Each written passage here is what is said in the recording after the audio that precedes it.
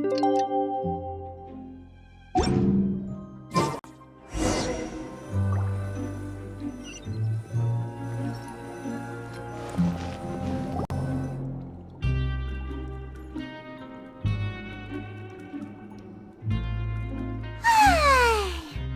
for a little rest after breakfast.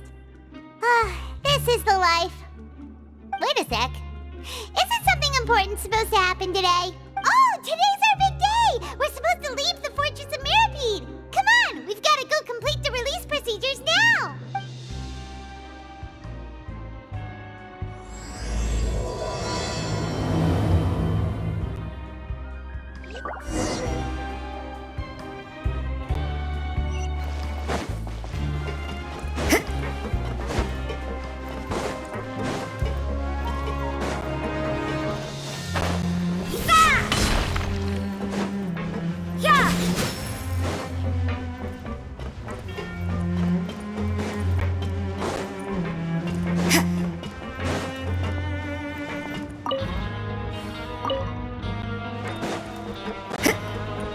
You can't run!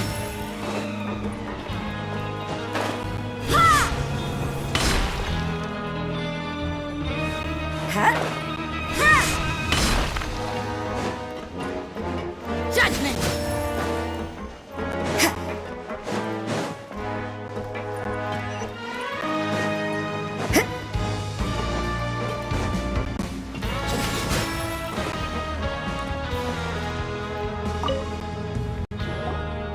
Please, sign here.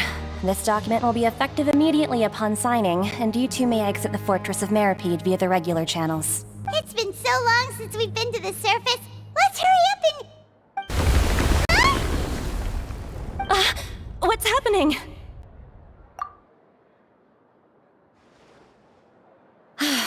I'm fine, thanks. But I wonder what that tremor was just now. Let's go ask the Duke.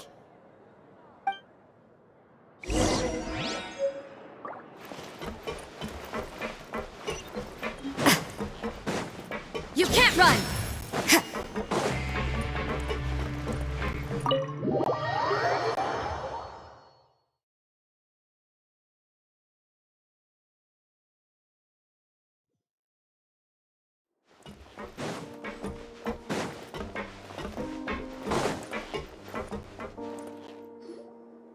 Your Grace? Ah, good to see you two. Is there something you wish to see me about? Yeah, what was with that earthquake just now? Ah, that. The tremor didn't originate from the seafloor. In fact, it seems it came from the surface. Over the years of serving as the warden here, I have developed a sense for distinguishing between what occurs on the surface and what occurs underwater. Besides, the seal that Monsieur Neuvillette set in place won't fail so easily. So the fortress is okay? If you recall our last incident, if there really were a problem, there would be crowds of inmates in a panic right now. Huh, you've got a point. Okay, seems we need to get back up to the surface and ask about what happened. By the way, do you know what day it is today? I believe today is this month's pipe cleaning day. Wait, seriously? Ah, yes. Have you completed your release papers? Yep. It's you two! Are you leaving now? That's right! Today is our last day in prison! But now that Paimon says that, it doesn't feel like we were confined here. It's actually been pretty nice. Oh yeah, Paimon feels fond of this place now. Then be sure to come back and visit. I'll miss you. If you've signed the release papers, then you're free to go. The guards will escort you out. You're not going to see us off? I knew you'd ask. All right, sure. Let's go. Well, you actually agreed. No worries, you must be busy. Paimon was just joking. Ah, so you do have a polite side, I see. After being down here for so long, I imagine you must feel like you're lacking companionship. Shall I come along too? Yeah, don't worry, we'll come back to see you. Paimon really likes the cafeteria here. The chefs sure do know how to make good grub. I hope you won't be here as convicts the next time I see you. We'll do our best to stay out of trouble.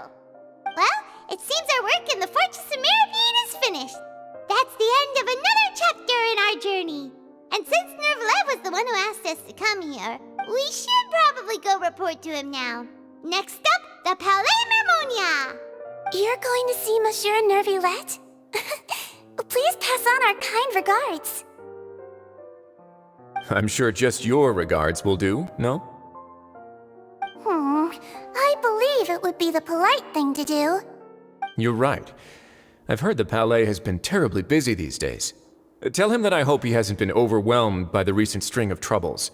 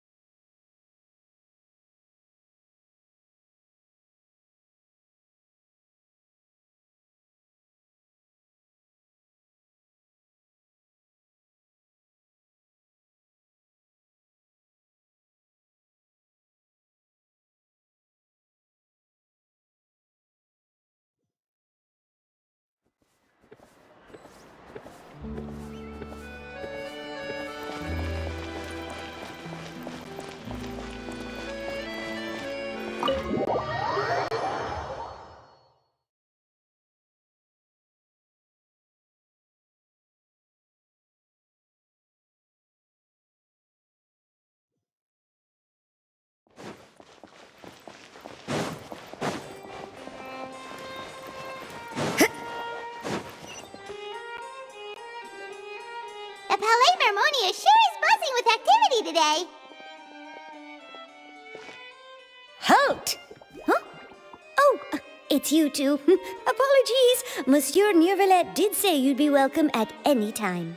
Excuse me, would you mind helping me take a look at this report? I'll be right there. Sorry, I've got my hands full here. You can see yourselves in. Everyone's so busy. Seems a lot has been happening.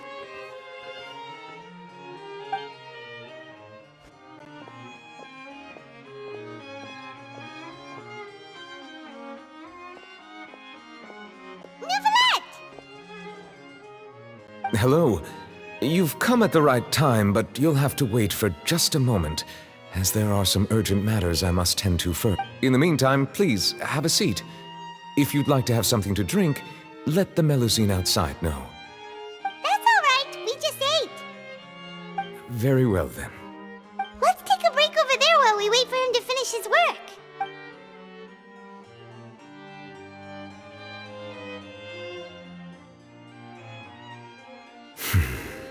All right. That should wrap things up for now. Are you done with your work?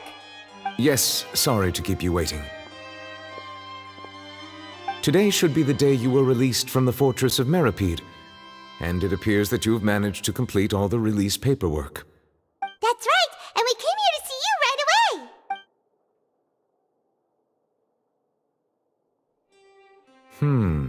A massive whale.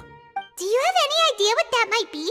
Judging from your description, that cannot have occurred in any ordinary waters, but rather something like the primordial sea.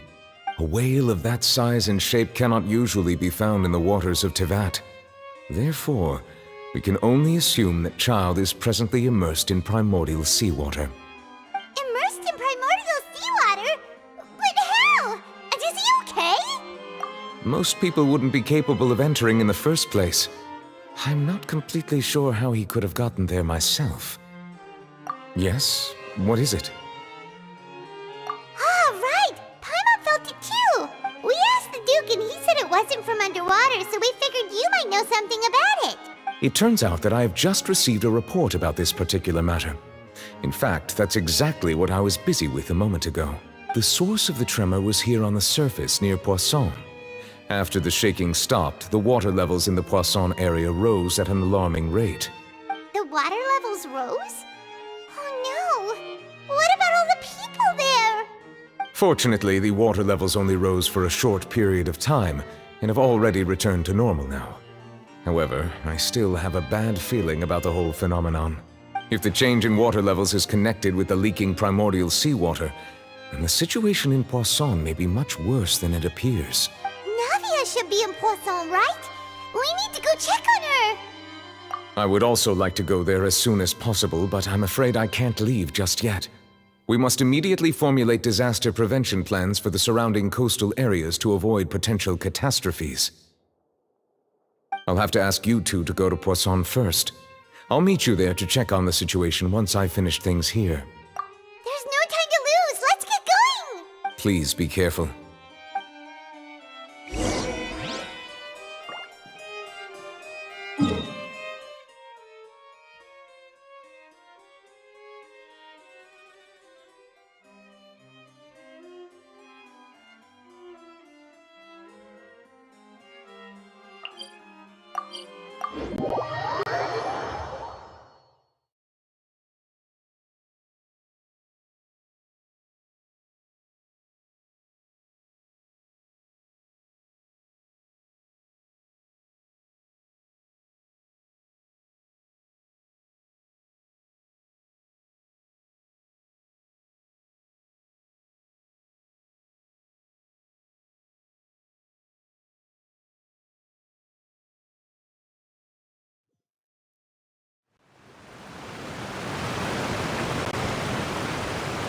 Oh no!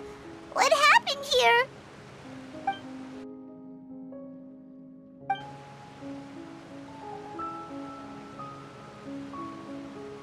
Navia should be around here, right? We need to make sure she's still... Paimon means we need to check on her.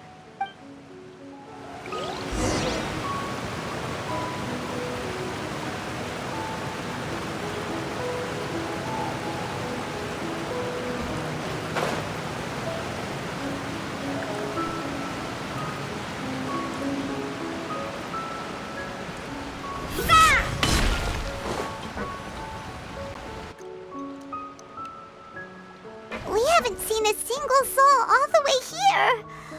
Oh, this is getting scary. What will I ever do now? Look, there's someone on the roof over there. Just stay put. We're coming up. Watch your balance. All right, just hurry.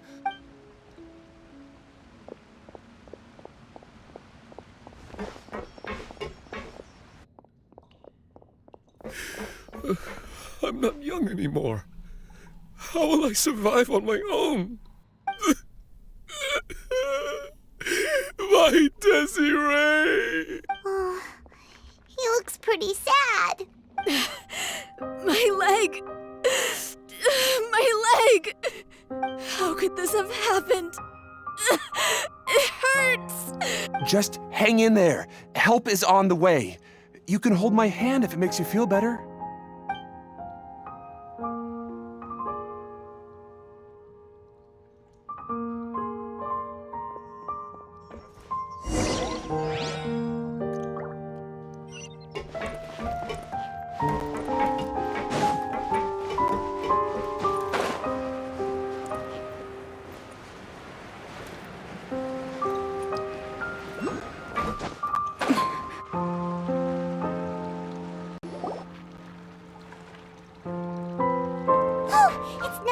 She's over there! Hey, Navia! Are you okay?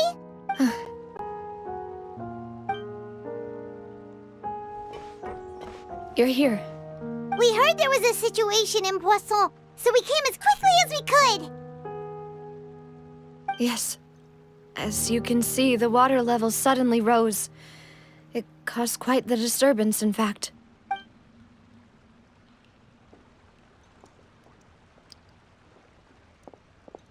Demoiselle!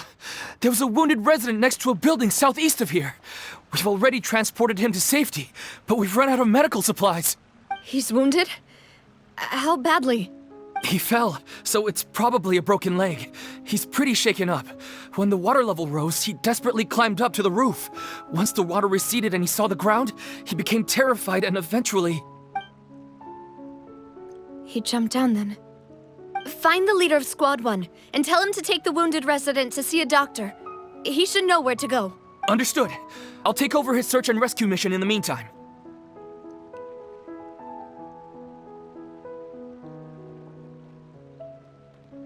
All right, you'll be in charge. I'm sorry. Where were we? The situation in Poisson? Ah, right. Allow me to explain. A little earlier, we suddenly heard a loud noise. At first, everyone thought that something might have exploded in the waterways. But before we knew it, water started pouring out from everywhere.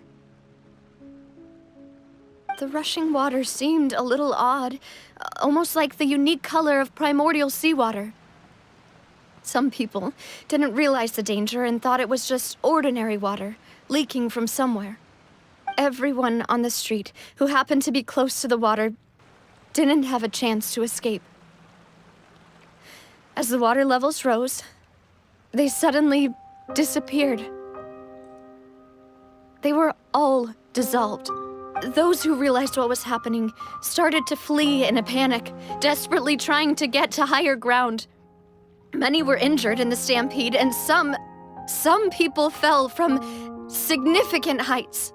The Spina di Rosula initiated rescue operations as quickly as possible, but there have been a lot of casualties. Fortunately, the water began to recede after some time, and the chaos came to an end. The water that flooded the area contained primordial seawater, so the lower levels of Poisson are still hazardous. To ensure everyone's safety, I've asked the people there to leave as soon as possible. No one knows if this could happen again. All we can do for now is try our best to help evacuate the residents. We still haven't completed the head count, but we'll have some numbers soon. How awful. And all of this just came out of nowhere. It was quite frightening indeed. I only wish that everything that just happened was a bad dream. Is there any way we can help, Navia? Thank you for being so willing to help in a moment of crisis like this. You don't know how much it means to me. I really can't express how grateful I am. Don't say that, Navia. That's what friends are for. Demoiselle! We've got a situation here! I'll be right there. Sorry, I need to go for now. And off she goes. Seems it might be a while before she can take a break.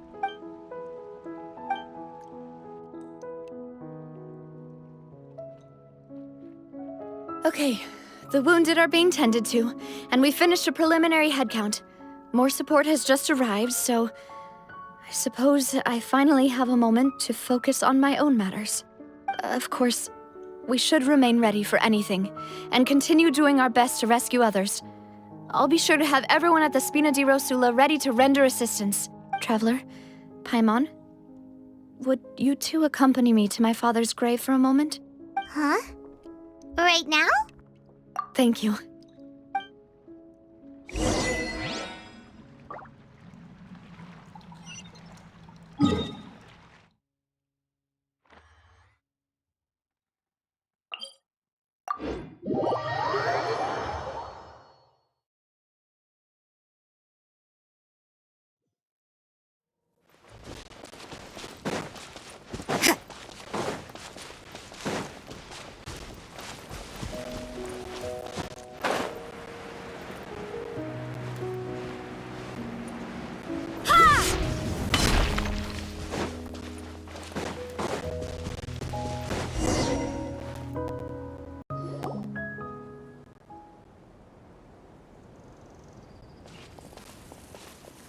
Not a lot of people here, huh?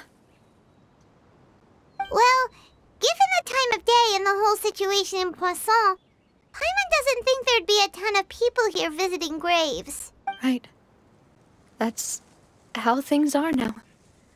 The living are so exhausted that they've no strength to spare any words for the dead.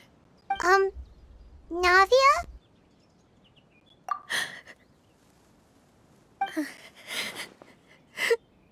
Navia, what's wrong? Sorry. I just... Malus and Silver, they won't ever come back here again. What should I do, Papa? Huh? What happened to them? Everyone agreed on the rescue plan, but still, I was the one who initiated it. They were helping evacuate the residents, but they couldn't leave in time. And they were caught in the seawater. What should we do? I've known them for so long. And I know they weren't afraid. But I could at least hold a funeral for my father. And I know where he rests. But as for Malus and Silver, they're just gone. I just can't.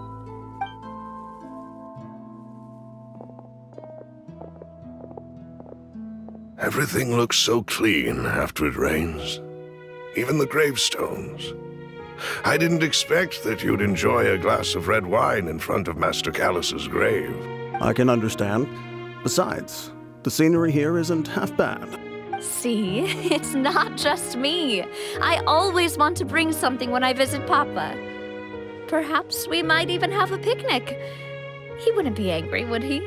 How could Master ever be upset with you, Demoiselle? Yet the cemetery is the home of those who have passed, is it not? Everyone ends up here sooner or later, no matter who you are. Buying yourself a plot in advance, are you? No need yet. But when I do, I hope you'll let me be buried beside Master Callus, Demoiselle. Hey, stop joking around. I'm quite serious. That way, it'll save us both the trip to see each other whenever you visit your father's grave. That makes sense. In that case, could I be buried on his other side? After all, besides you, Demoiselle, the two of us could certainly be considered Master's closest companions, no? Personally, I believe we fill those shoes just fine. Why are you bringing this up all of a sudden? Seriously. All right. I'll remember your requests. But I'd really prefer not to talk about this stuff. And what do you mean by saving me a trip? I'd make the journey even if I had to visit you two somewhere else. I'd promised to let them rest in peace here. But here I am breaking that promise. I'm sorry for letting you see me in a mess like this. I don't usually cry, really. Paimon doesn't know how to help you feel better. But, well, she understands how you feel. I'd always thought I could make my wishes come true. But now that I think about it, that never solely relied on me. Many things can only be accomplished with someone else's help. Malus and Silver have helped me so much. But by contrast, I could do nothing for them. I'm so sorry. You can spend as much time as you need here, Navia. We'll stay with you. Thank you. Right now, you don't know how much that means. By the way, you can have a look at this. It's a list of victims from the incident that took place here. Obena, Khan, Burnett, Giverny, Francine, Karina, Daisy Ray, Joinville, Julianne, Esson, as well as Malus and Silver. So, everyone else is safe. But still... It's okay. I know what you're thinking. And you're right. We lost Malus and Silver. But we were able to save more than we anticipated. The overall outcome indicates that the cost was worth it. Right! Don't think that way, Navia. One person might be saved at the expense of another, sure, but that isn't something we should ever consider a trade. Malus and Silver were not the price for saving anyone. They're heroes. You're right. Thank you, Paimon. What you said just now was pretty amazing, actually. I'll remember your words. Oh, really? Seems you've become more eloquent in the time since we last met. The knave? What are you doing here? Is everything going well on your side? Yes, my people are carrying out the mission according to your request. All the residents of Poisson have been evacuated, and we're preparing to relocate them to higher ground. As for these supplies, we have everything taken care of. There is no need to worry. Thank you very much. Wait, do you two know each other? We just met recently. Right, Miss Navia? Usually, I would call this a coincidental encounter. But that doesn't quite fit this time. Besides, it never even crossed my mind that a Fatui Harbinger would come looking for me. Thanks to the Knave, Spina di Rosula received generous support from the Fatui, which allowed us to complete the rescue and evacuation work so quickly. Mutual aid is essential to fostering positive developments. We were already in the area, in any case, so it was nothing. That said, I must say that you're a lot sharper than you let on. I'm sure you understand what I mean. I apologize for all the ways in which I tested you previously. We've never worked with a Fatui before, and it's extremely important for us to know who we're working with.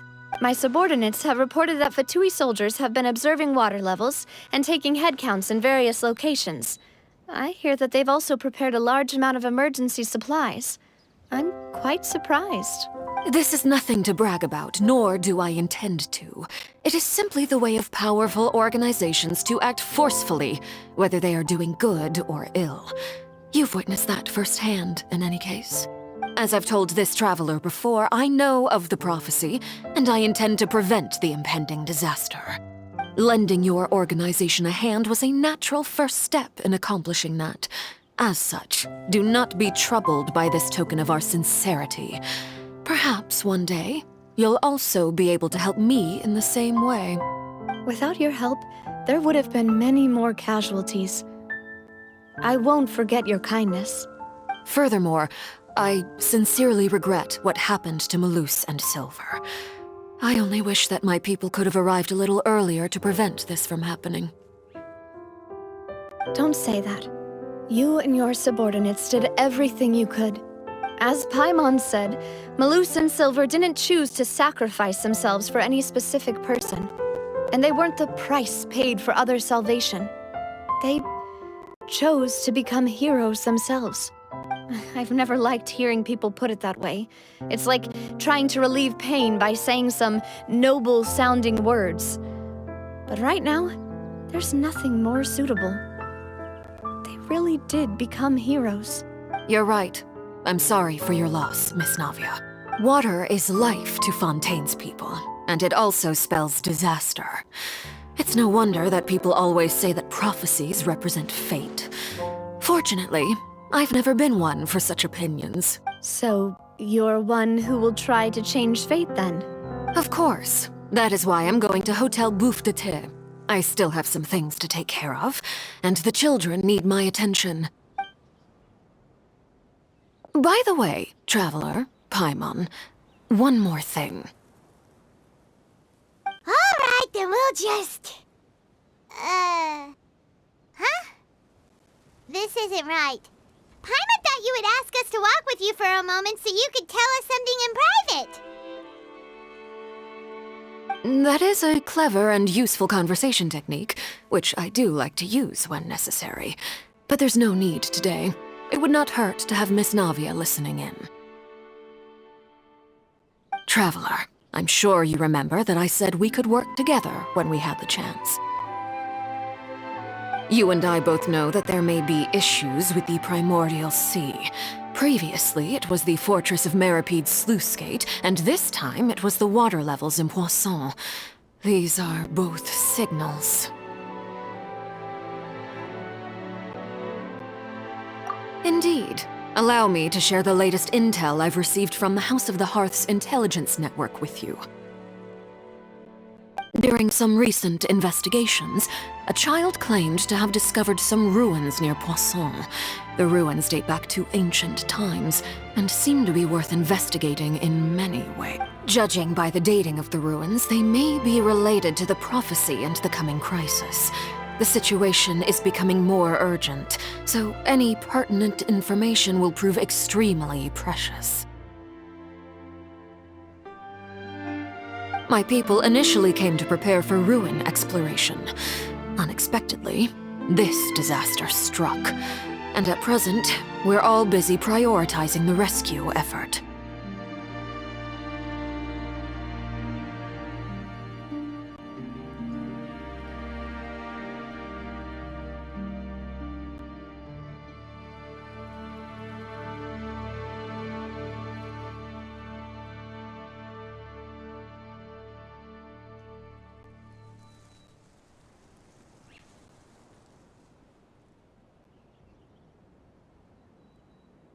So that's why the Fatui were already in Poisson. I wanted to take the children along, but unfortunately, Linny, Lynette, and Fremine have all been dispatched to higher ground to assist affected residents.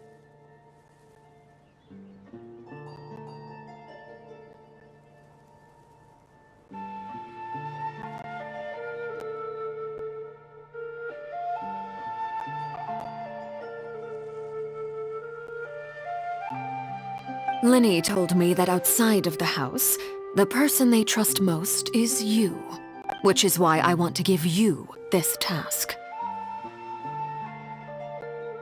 The House of the Hearth's members see each other as family, but Linny, Lynette, and Fremine said that they also see you as such, even though you are not from the house. I'm sure you already understand how earnest they consider their friendship with you to be. Oh! That somehow makes Paimon feel kinda happy. The intel I just shared about the ruins could fetch a high price. But since the children consider you family, it's only natural that I freely share it with you. Got it! So all we gotta do is go to some ruins, right? We can handle that. Excuse me, but may I tag along?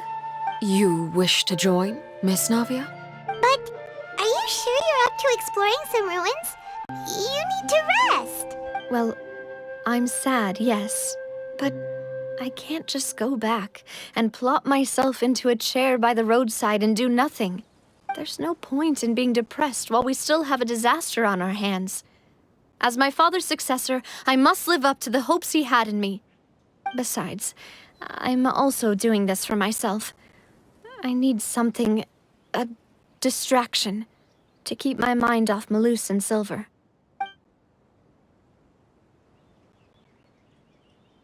Since you put it that way, I have no objections. What do you say, traveler? All right, the ruins are to the south of Poisson. Here's the map. Okay, the three of us will handle it. Come on, let's pack up and get going.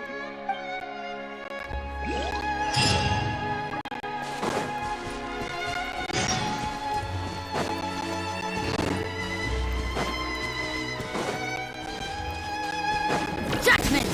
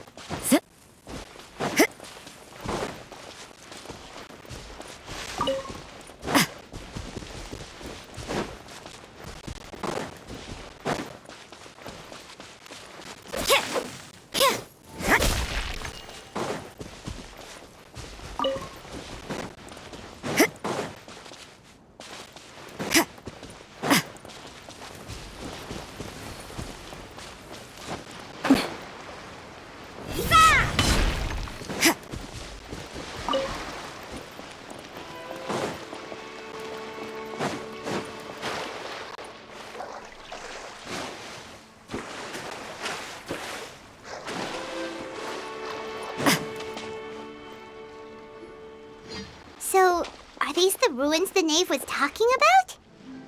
Whoa, talk about old. They seem to be pretty ancient, all right. Let's go in and have a look. Just be careful.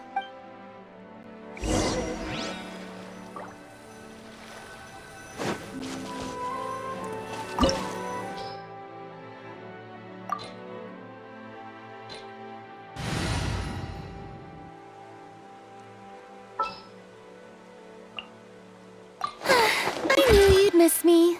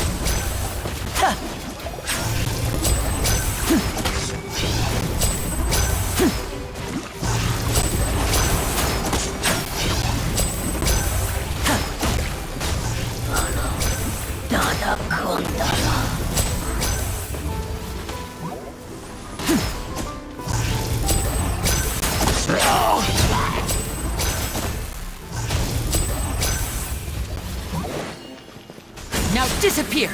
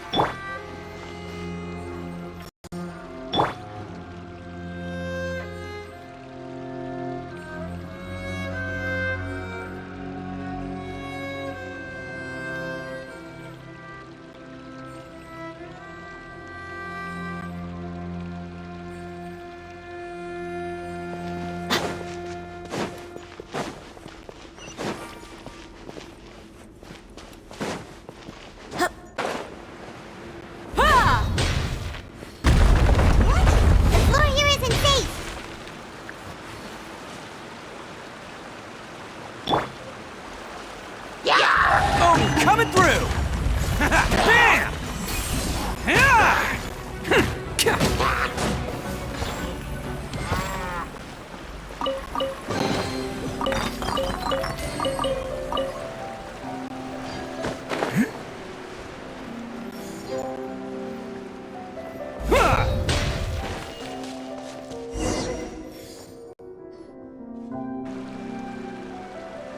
This place has also been contaminated by primordial seawater. Yeah. And a lot of it, too. A Fontainian would most likely dissolve the moment they fell in. Right! You can't go down if there's primordial seawater. It's too dangerous, and it won't be any help for you to just stay here. Don't get by my wrong. We're not saying you're useless. It's just that... No, you're right. I can't do anything in this situation. I'll leave...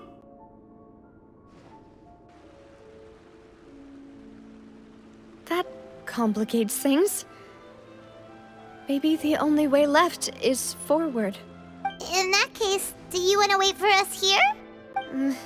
The water levels here are unstable, and there's a chance the water will rise. So staying here wouldn't be safe either. I'll go together with you. Perhaps we'll find the exit just up ahead.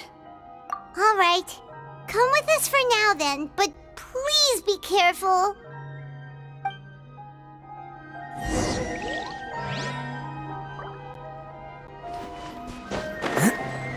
Oh no, it's a dead end! Let's try climbing over from the side.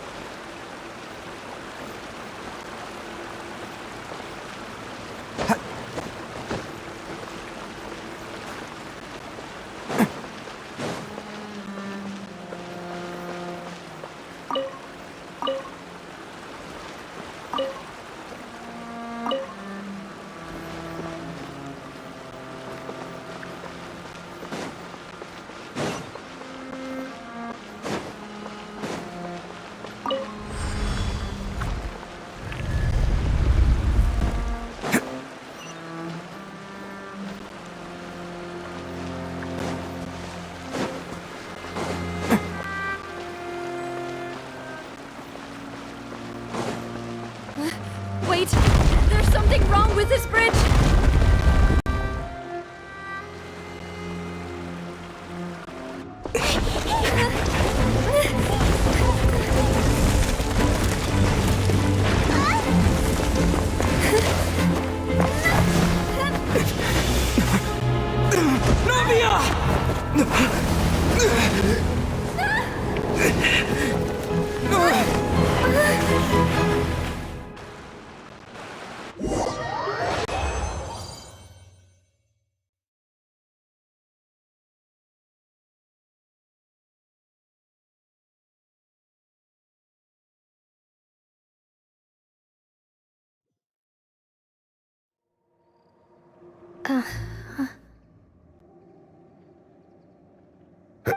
Demoiselle? Huh? Demoiselle, what are you doing here by yourself? Would you be standing here till dark if I hadn't come to get you? Maybe she just wants some time to herself, Maloose. Oh, was I sleeping? Yes, it would appear so. I must be tired. That's quite possible. However, you were the one that suggested we go out for a walk. Oh, right. I nearly forgot. It must have slipped my mind when I dozed off. I haven't had a nap today yet. Have I? This is a familiar feeling, yet something's a little strange. Is something the matter, Demoiselle? Oh, no. No, I'm fine. I was just trying to recall why we came out for a walk. Do you remember Mr. Giverny? He'd requested our help before with foreign merchants who had a debt dispute with him, and we'd resolved the matter not long ago. We were headed to see how things were going with him at the moment. Ah, right. Yes. I remember now. Oh, Miss Navia. Ah, Mr. Maloose. And Mr. Silver, too. It's good to see all of you. How have you been? I've been great. Thanks to your help, those bothersome merchants finally realized that I wasn't the one they were looking for. Why, I wasn't even the guarantor for that person. They were knocking at my door day and night. Even my neighbor, Obina, was getting fed up with them. Sometimes force is required to calm someone down and get them to listen to what you have to say. That's right. Oh, by the way, Burnett, what was it that you wanted to give to Miss Navia again? Oh, yes. One moment, I have it right here. Miss Navia, these are some flower seeds that I prepared. Please take them. They're a very good variety, and they'll become very big and beautiful once they bloom. I don't know what we would have done without your help, so this is a little token of our appreciation. I hope you won't refuse. Ah, did you cultivate them yourself? Thank you so much. I'll certainly take them. Maloose, we do still have some empty flower pots at home, right? Why, we can have as many pots as you'd like, demoiselle. Perfect. In that case, we'll swap out some of the decorative plants for some of Mrs. Burnett's flowers. Very well. Wait. Something seems to be off here. Excuse me, madam. If I'm not mistaken, your name is Burnett, correct? That's right. Is something wrong? No, it's nothing. This is the first time we've ever met, but your name seemed familiar to me. I must have heard it when I was discussing things with your husband previously. I've heard this name before. Sometime recently, I'm sure of it. And why are there so few people around here? Where did everyone go? We must mind the time, demoiselle. We still have important things to attend to today.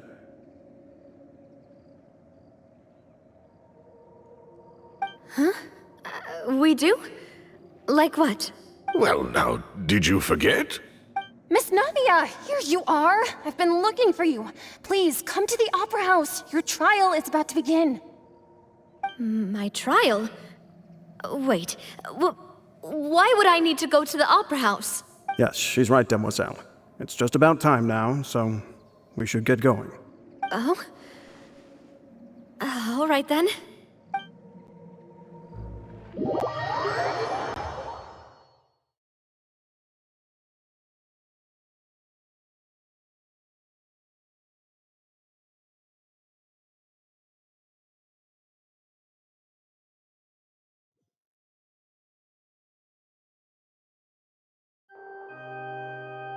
Look, it's Navia! She's here! And her two attendants are with her! Goodness, everyone's finally here. There sure are a lot of people here to see the trial. And they all seem to be oddly excited about something. I even know some of these people. Karina, Desiree, Joyville, Jolien, Essen. Why are so many people here? And why do I have no recollection of this case? And as for the judge... huh? Where's Monsieur Neuvillette? Please sit in the defendant's seat. Don't worry, Silver and I shall accompany you. All right. But are you sure you can stand behind me? Typically, it wouldn't be allowed, but today is an exception.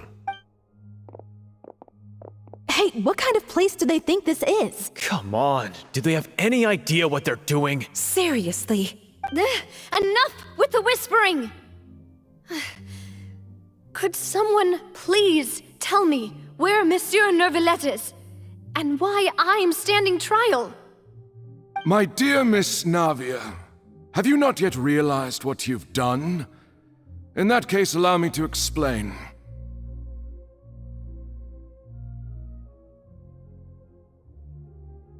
As all here know, you are Master Callus's successor, the head of the Spina di Rosula, someone held in high regard by every soul in Poisson. After you took over the Spina, you treated all of us just like the late Master Callus had. If anyone in need reached out to you for help, you responded. Not only you, but your butler, your subordinates, nearly everyone in the Spina di Rosula fought for the well-being of those in Poisson. Wait a moment. Aren't you just proving that I'm a good person? Yes, correct. Absolutely right. And that is why you stand accused. You have helped so many people get through so many difficulties. You are one with us. We are inseparable. We are one big family, all of us who are from Poisson, inextricably linked. And with you being so important, we couldn't possibly do without you. Therefore, this fair and honorable court shall declare you guilty, and you shall stay here. You will be together with us forever. Huh? What are you saying? Everything you have said is correct. I have indeed done a lot for my hometown, and I would be willing to be with you all, but what is the purpose of having me stand here like this? What is there to discuss? Ah, well, if that's what you think, then I have no further comments. How wonderful, Miss Navia! I know all these people. Why are they laughing? I seem to remember now. Yes, I get it. This trial is... Wait just a moment. This isn't right! Malus? What was that, Mr. Malus? Our conclusion is very clear and unanimous. Let the court judge her now. She's guilty! Stay here, Navia! You're one of us! Demoiselle, don't admit guilt. This trial means to keep you here forever. I wish to exercise my right to defend Our Lady. Mr. Joinville, you only know of Navia's goodness, but nothing of her utterly independent mind. She was born a free and independent spirit. She has never been tied down by anything. Indeed, even the death of Master Callus couldn't stop her. Her actions cannot serve as proof that she identifies herself as part of any group. She merely acted as an individual, extending her hand to help others. Please do not mistake her actions as being otherwise. Really? As an individual, you say? Don't forget, we are all Fontainians here. This is the nation of justice, the nation of Hydro.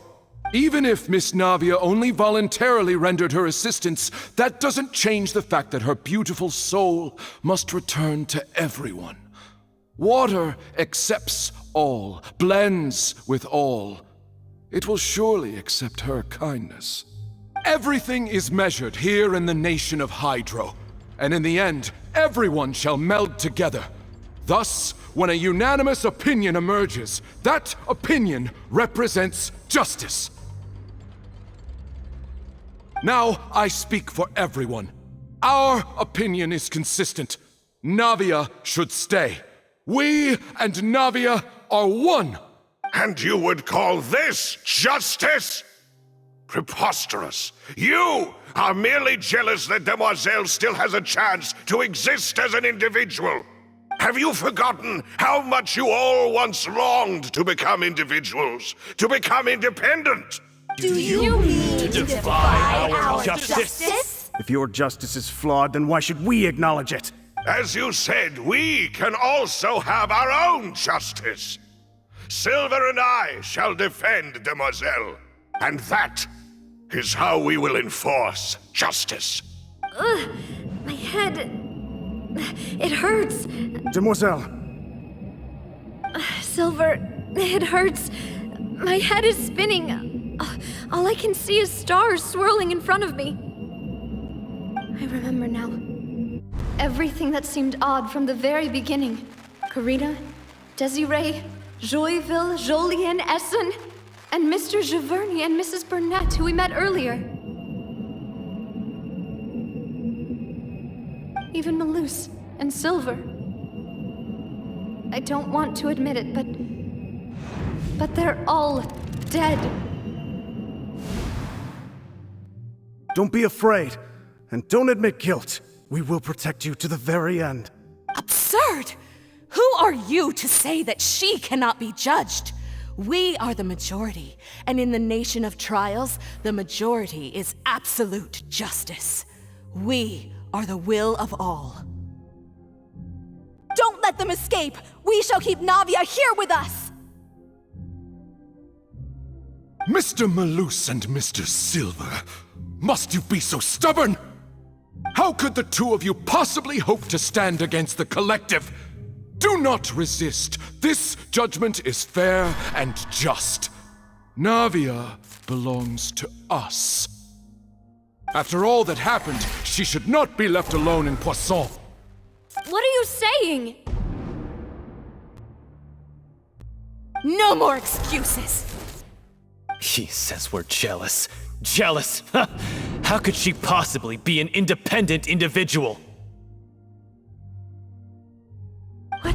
with these people? Who's jealous of her? She belongs to us! Miss Navia, she... Silence! That's...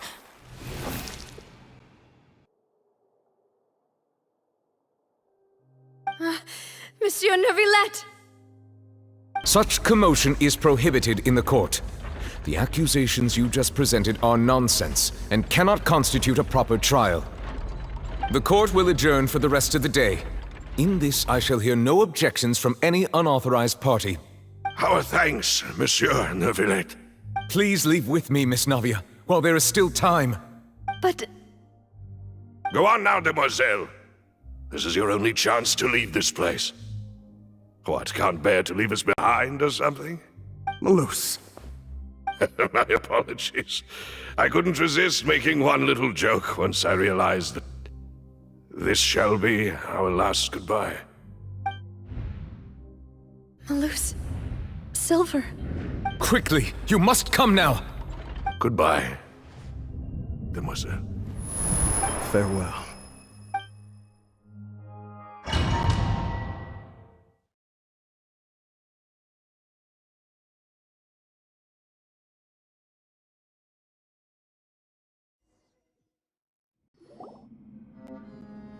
No, wait! Just a second! Navia? You're awake? Good. I must have been dreaming. Malus and Silver were still alive, and they were defending me at some insane trial. It looks like you're all right. Did all the sad feelings cause you to have a nightmare? Paimon could give you a hug. The ruins you were exploring suffered a cave-in. When I arrived, I found you falling toward the water. You were just about to be dissolved within, but I What is it? I think I saw 2 Oceanids protecting you. It was only for a moment, perhaps even a fraction of a second, but they gave me the chance to retrieve you. Were it not for their intervention, I would not have been able to rescue you before your consciousness dissipated.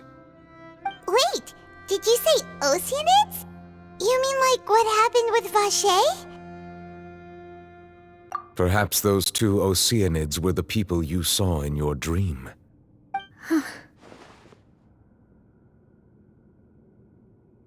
I always told them that they didn't have to protect me. To think that they'd keep doing so even after death. Please come with me.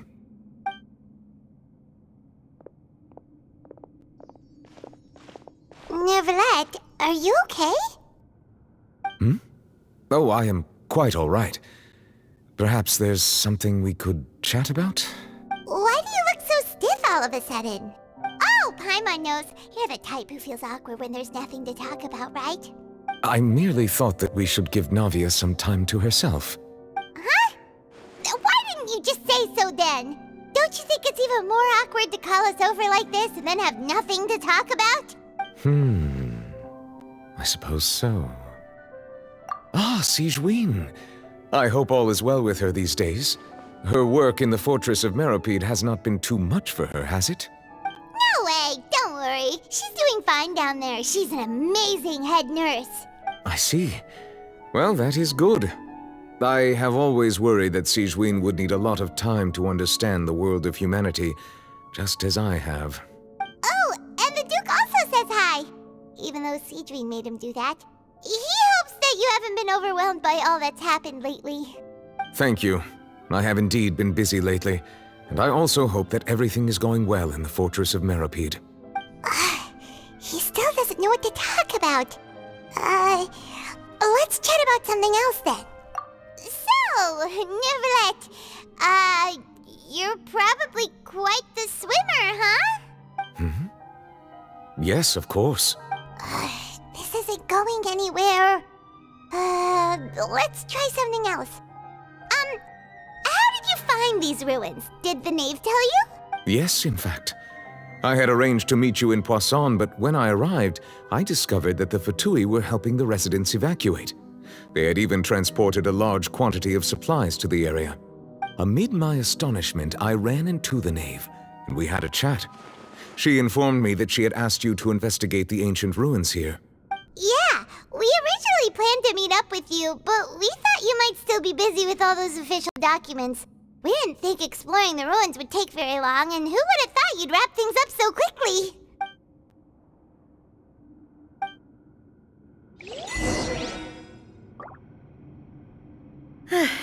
I'm sorry to have kept you all waiting like that. I'm feeling much better now. I guess we should get going again. Will you come with us, Monsieur Neuvillette? Yes, if you wouldn't mind my company. All right! Another one joins the party! Let's get going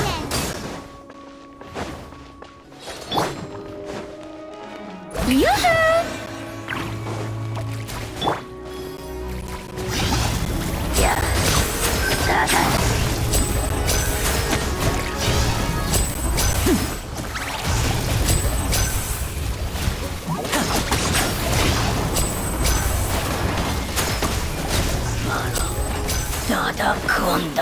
And voila!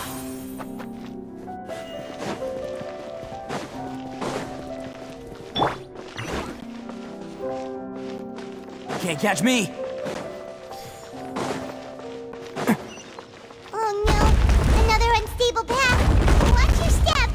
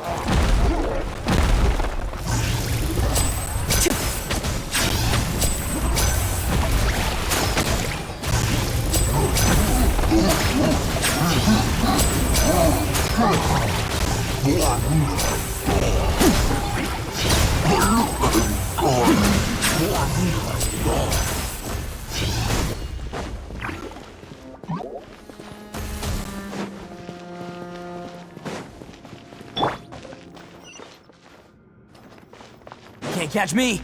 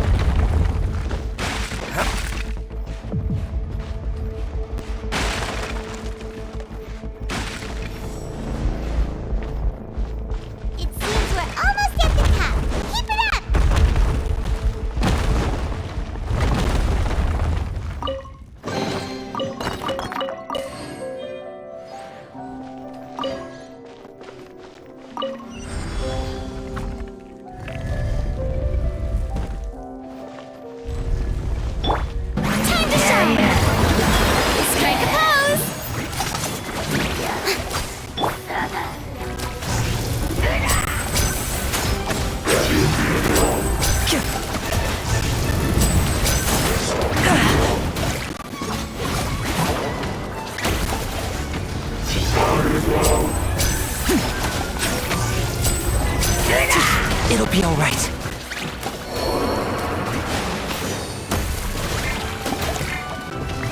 You're dead meat!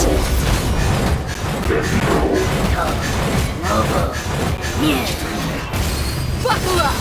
Ha! Book alive!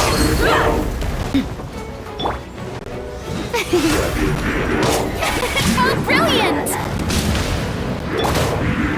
It's showtime!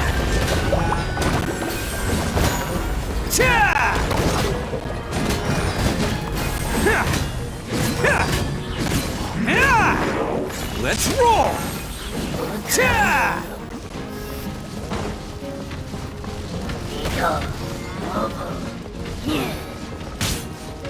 Can't catch me! Bam!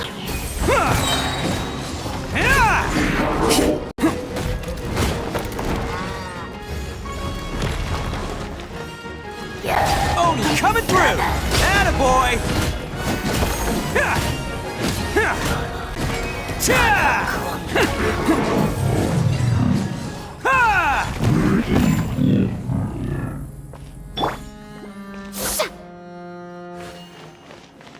The show begins!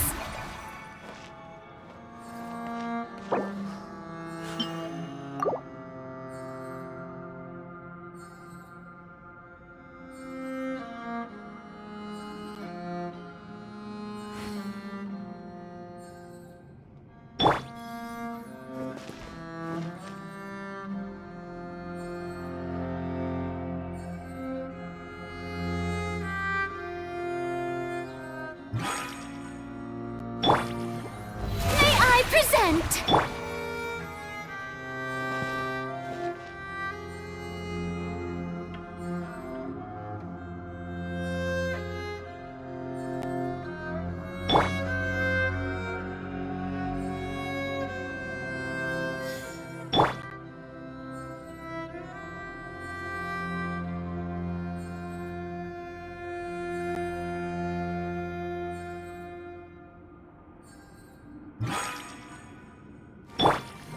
The show begins!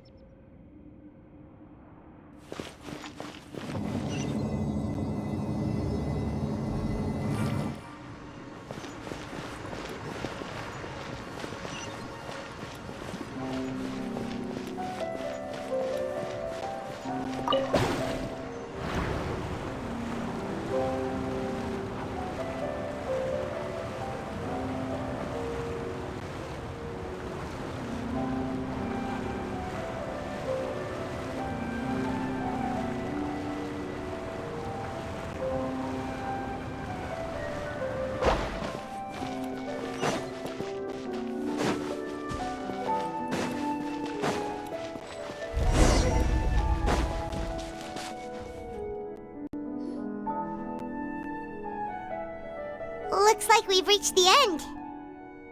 This is the place. There should not be any other hidden spaces in the vicinity. The path sure had some twists and turns, but it turns out that this place isn't actually that big.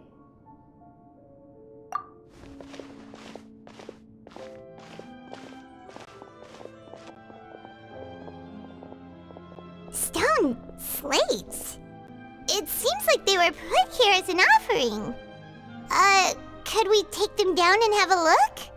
Perhaps we should just leave them be for now.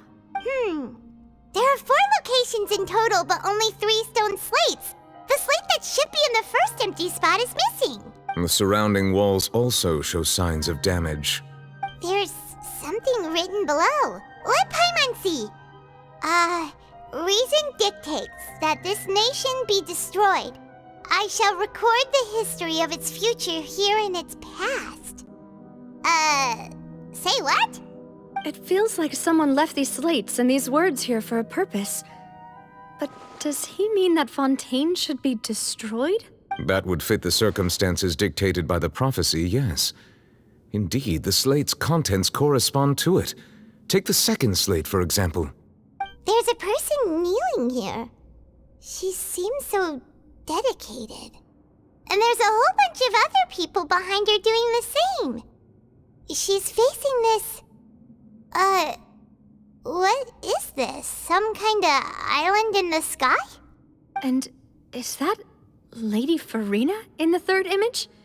Did the Hydro Archon fall into the water? And is that a ring of people around her? Paimon doesn't quite get it. Are they all in the water? The fourth image. I know this one.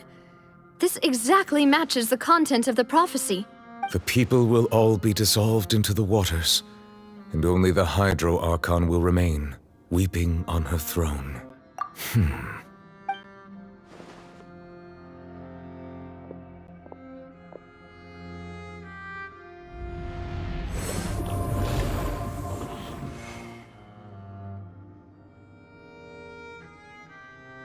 More information should be hidden in these slates, but I fear I cannot easily uncover it, most likely due to us missing the first slate. I am very sorry. Don't blame yourself, Monsieur Neuvillette. Deciphering ancient stone slates isn't one of your duties. Ooh, Paimon's getting the chills just looking at these slates. This says that it's the history of the future, right? That means the prophecy's sure to come true.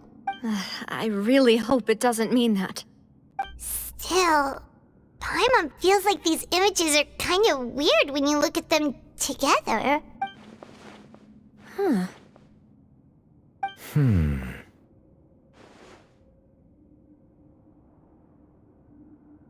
That's right!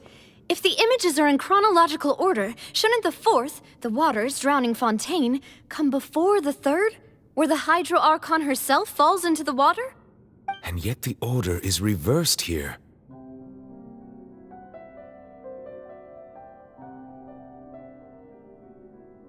If we go by timing, Lady Farina only emerges in the third image.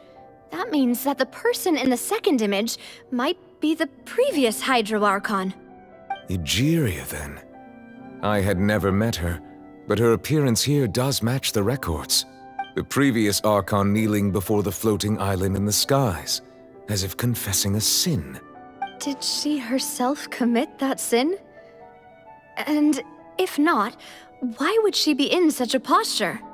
Also, I'm still wondering why these ancient stone slates are here at all. Judging from their contents, could this place be the origin of the prophecy? Does that mean that someone, or some people, once saw these slates? But who would have created these slates and left these words here? It seems that any further clues will have to come from Farina. In that case, there's no time to lose. There's nothing else to be gained here, so let's head back first. Yeah, we better get somewhere safe for now.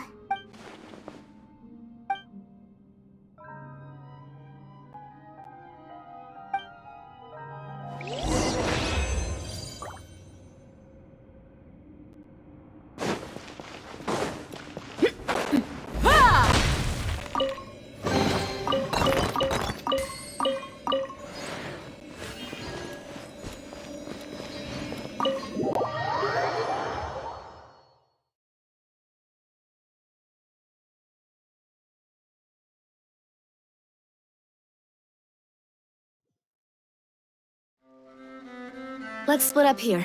I'm going to check on what's happening with the Spina. You know how it is. There's some things you just need to be there for yourself. You still have energy for that, Navia? Paimon's already beat. Just head back to the Fleuve Cendre and have a rest then. Thanks for keeping me company all this time. I'll depart as well. Thanks for your hard work today. Rest well, everyone. Traveler, I will go talk to Farina tomorrow morning to ask about the stone slates. I'm sure that you're concerned about this matter as well. If you have time, drop by my office. I will share the results of our discussion with you. Are you really gonna talk to her about this directly? Will that be a problem? Paimon's getting a little scared now that it's come to this. She has long been harboring secrets, and will not give them up easily. Which makes it all the more my duty to ensure that she understands the present situation. Alright, we'll leave it in your hands then. You're probably the best person to talk to her anyway. I will be carefully considering my words tonight. Traveler, Paimon, our safe house at the Fleuve Cendre is always open to you as ever, so please don't think you're an imposition. All right, I'll be on my way then.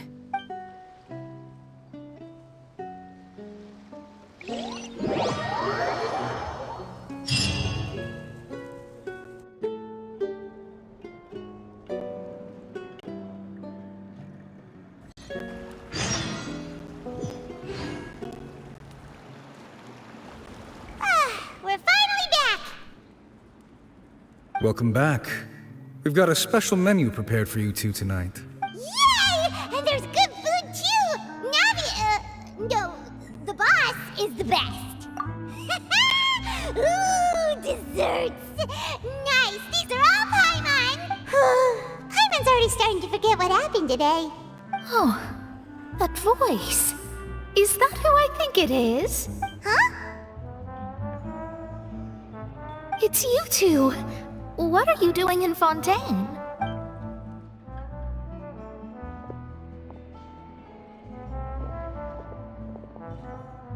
Mona?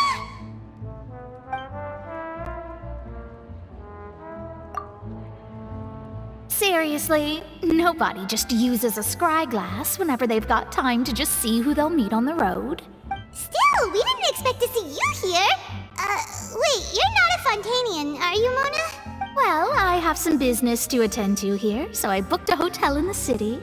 I was just out for a stroll when I bumped into you. Quite unexpectedly, if I might add. Why did you think I was from Fontaine, though? Is that because Magistus doesn't sound much like a Mondstadter surname? Yeah, let's go with that. Well, I used to have my own surname, which was, well, some other thing. Either way, the old hag told me when she took me as her disciple that the first step to being a great astrologist's pupil was to change that name. There was nothing for it, really. She really is amazing at astrology, so I changed my name to what it is now according to her wishes. To my surprise, however, Magistus is not the name of some ancient house or clan. It isn't? Nope. Although it is used by us in place of surnames, it generally just means great. Wow! Imagine including a boast in your name. Wait, are you gonna have to put that into your genealogy as well? I reckon so. In any case, I'd give my disciple a name like this as well, if I were to take one. Astromancer Barbeloth Trismegistus. Whoa, that's a long one. Does it also mean great or something? My name means Mona the Great Astrologist. As for the old hag, hers is, in plain speech, the thrice-as-great Scholar of the Stars. Just take it as a title specific to astrologists. Thrice as great? That's so petty. I know, right? That's just how she is.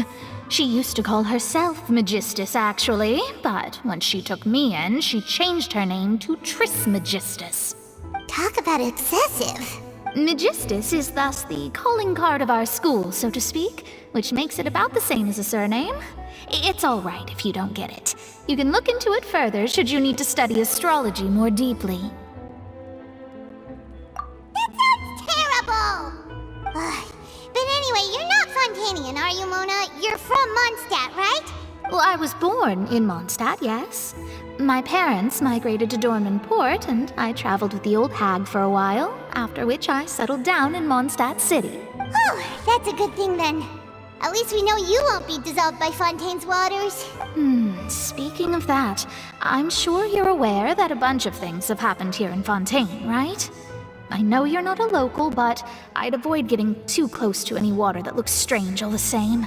There's something ominous about it. Well, the water, I mean. That was the main reason, yes. Just a while back, the Steambird invited me to take part in a panel and speak about the circulation of the prophecy as an astrologist. The invitation was sent quite early on.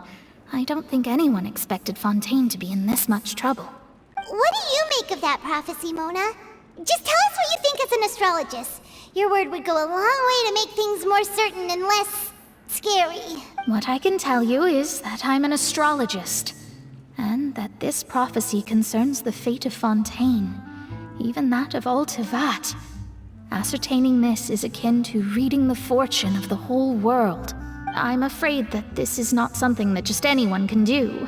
If I could do it, you would no longer call me an astrologist, but a visionary. But on the flip side, the prophecy is so huge and powerful that it must surely come from a powerful visionary. Its contents involve the fate of the world. Disregarding it would be a mistake. A visionary? Sounds really powerful and all, but does such a person really exist? Of course. The old hag could do it, and I'd bet there are others amongst those Hexenzirkel colleagues of hers who could do something similar. Huh? Are you sure? All right, I'll help you. It isn't often that I see you with such a serious look on your face. I'll tell you once I hear back from her. Thanks, Mona. You're amazing as always. Oh, well, this is something only I can do after all. So yes, your praises are quite welcome. That's the greatest of astrologists for you! Of all the people we know, you know the star's the best! Indeed, indeed. That's the spirit. Oh, sorry. I came to see what all the commotion was about. If there's anything you need, do not hesitate to inform the Spina di Rosula. Oh, whoops. Guess we were getting a little too carried away there. Well, I'll go tend to my own business now. If I receive any news, I'll be sure to come find you two again. And there she goes, quick as rushing water. And here we are with the Spina guy giving us suspicious looks. Right, but we were able to recruit Mona's help, didn't we? Our Fontainian friends will thank us someday.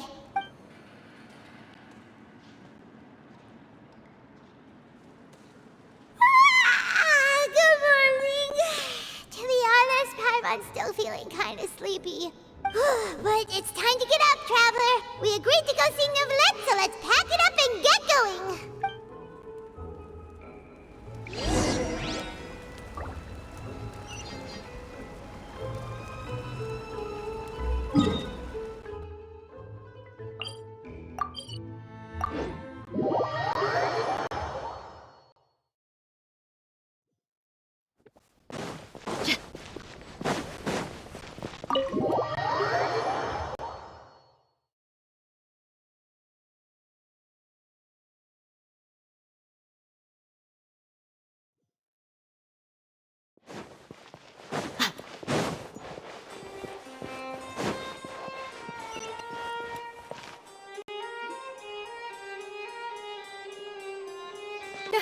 You're here!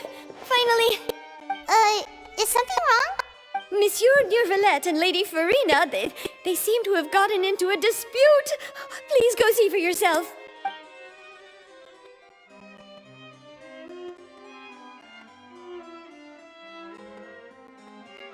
Like I said, I've already explained everything. And yet the problem has not been properly solved. There is little space for excuses between us. It is not my intention to offend you, but please, tell me where you stand. You are the Hydro Archon Focalor, are you not? Look at this. This is a list of the victims from the recent Poisson incident.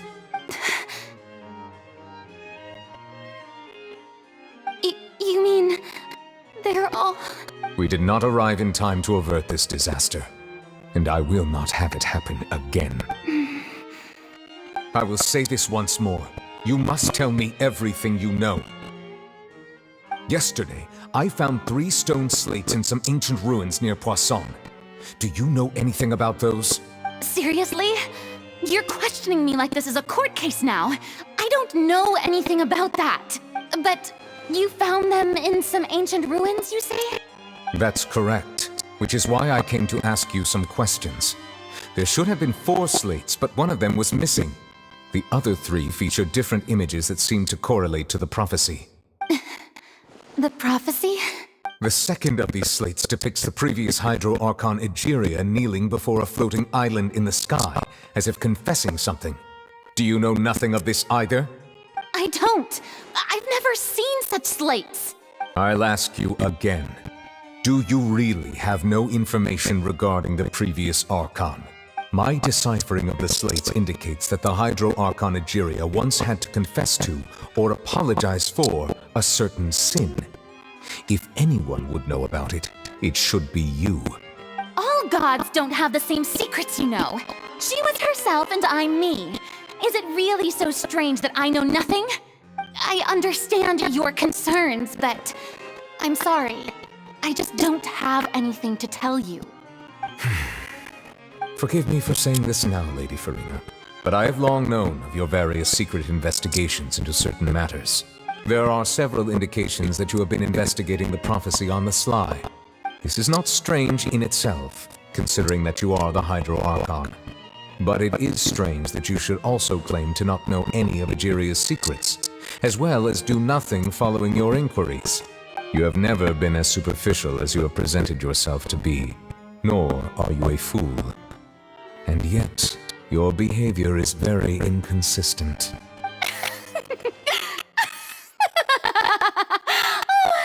So you've been watching me all this time, have you?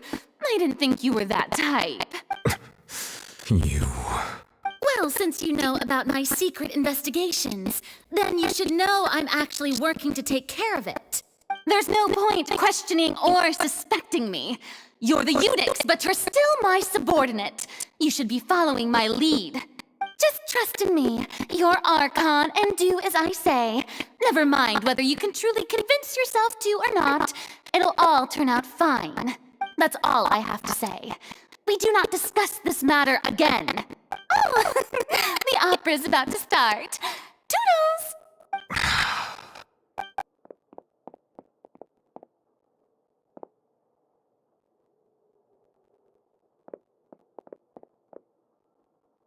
Did Farina not notice us standing by the door? Wonder what's up with her. She was... I assume you've been outside for a while now? Oh! You noticed! Seems Farina didn't even realize we were here. She was in a great panic, though I cannot discern the reason. Our discussion reached impasses time and again, a state of affairs that we cannot allow to continue. Still, I do not understand. Dialogue is the basis for understanding, so why did she keep refusing to engage? Everyone in her inner circle has noticed that she is hiding some secret. The issue is her attitude. I fear that she will not reveal anything unless absolutely forced to. We may have to create a situation in which she will have no choice but to speak. Oh? Like what? Normally, people will only reveal the truth when standing trial. Perhaps we must have the Hydro Archon experience just such a scenario. But Farina's seen so many trials, and she's really good at dodging questions. How do we make sure that she won't just slip away at the first chance she gets? We will need to consider this thoroughly, join forces with various parties, and then do what we can. If at all possible, I would prefer to recuse myself from this affair, but we must prevent the prophecy from coming to pass. This may be cruel to her, but all Fontaine is in crisis. The information a god possesses is too precious, and so we must take a chance on this. But who will lend us their aid to do such a thing?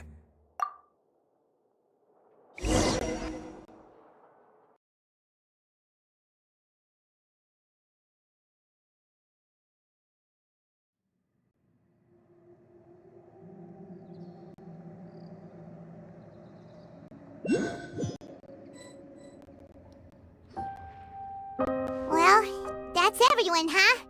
Speaking of which, it was pretty smart of you to think of hiding here. Poisson was just involved in a disaster, so it's presently devoid of people. That naturally makes it the best choice. And here you are drinking tea like it's the most natural thing in the world, huh? That's what families should do. Sit and enjoy a leisurely time together.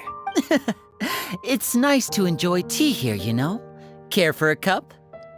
Lend me your ears, everyone. Or perhaps one of you might like to start us off. How about you, friend? Me? No, I don't think I can. Then, how about you, good sir? I fear that I will cause the mood on this boat to become as somber as it is in court. Well then, I guess we're lucky we've got a local like me to organize things. Wonderful, the spotlight at last. I guess I'll be facilitating things from here. That was a little long-winded, don't you think? Oh, you might be right. Anyway, to cut to the chase, our friend here, the Traveler, has brought us together to discuss something. As for what that is, well, Let's start by saying that we'll be pooling our efforts together to create a series of traps. Oh? How intriguing. Well, it's just an expression, really. One that I just learned from Chlorand, and used on the spot. So, let's invite her to explain in detail. A round of applause, please. Huh? Didn't you say that you would be facilitating this? Oh, come now. Your work doesn't involve much public speaking, right? This is a good chance to practice. You might even pick up some fancy oratory tricks to impress your boss with in the future. I see. And what does my boss say? He is glad that you consider him your boss. Do go on.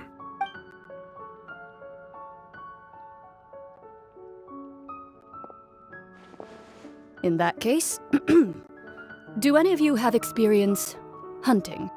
Not that I recall. Fremine and I once used a wooden stick in a basket to catch wild rabbits when we were younger. As for Lynette, Oh, right. You were sick that day, weren't you? I've also gone diving to catch some fish before. Does that count? I'm afraid not. You may or may not have heard, but Fontaine once played host to a group known as the Marechaussee Hunters. Though that was their name, they did not hunt animals, but rather various monsters left behind by the ancient dynasty of King Remus. Today, Fontaine's monster population has already thinned greatly, so the hunters have blended back into society, taking up arms in other lines of work. They even left a unique methodology of hunting in their wake. A trap comprises of the following components: bait, a trigger, and a containment device. Sometimes a lethal implement will also be necessary to deal with the prey. So, if we were to build a trap together, right now, what would you choose to build it with? For me, I would prefer something basket-shaped. Pigeons and rabbits will see the bait and naturally enter the snare. Our line of work requires a deft hand, and we're some of the best in the industry, so you can count on our techniques. You used some of those techniques while moving the people of Poisson, didn't you? My subordinates mentioned that you even performed some magic for the bawling children. Yes, and I even managed to gather some intelligence in the meantime. I'm quite the multitasker if I do say so myself. I'm afraid I can't claim that as my strong suit. I prefer more stable methods, like placing bait in the water and waiting for the fish to come within reach. That's the kind of method I would count on.